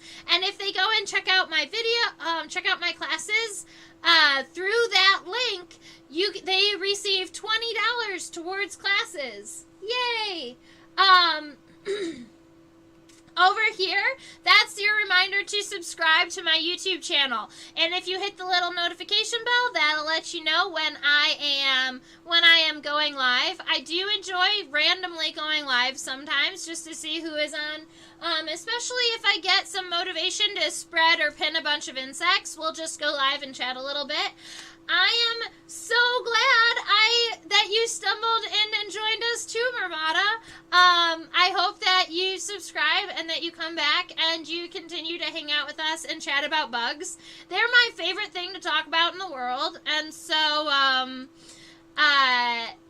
feel free to join us whenever. I also will mention this really quick. This is my QR code that sends you to my PayPal. It allows you to donate to my channel, donate to keep my collection nice and to keep my collecting supplies up to date and keep my drawing supplies great for when we're doing illustrations, those types of things. It really means the world to me that a number of you guys do subscribe, do donate regularly, but I always like to throw it out there for anybody who's thinking about it. Yay, Mermata will be back. That makes me happy. Very good. If you are looking for me on social media, I do have a Facebook and I do have an Instagram. I am at Insectopia 2015 on both of them. Unfortunately, someone else took Insectopia, so we're working on getting those back. And I'm hoping to start doing Guess That Bug again shortly with microscope images now that it is winter and I'm stuck inside not collecting anymore. So, as you know, if you're an entomologist out there spreading and creating a collection, winter is the time to catch up on all of the insects you've collected that you've not had the time to prepare and put into your collection. So hopefully this winter I will be able to finish identifying and pinning a good number of my specimens and getting them into the collection. Yay! All right. Thank you, ladies and gentlemen. I hope you all have a wonderful rest of your night. The next time that I'm live streaming, for the first time in a month, is not tomorrow.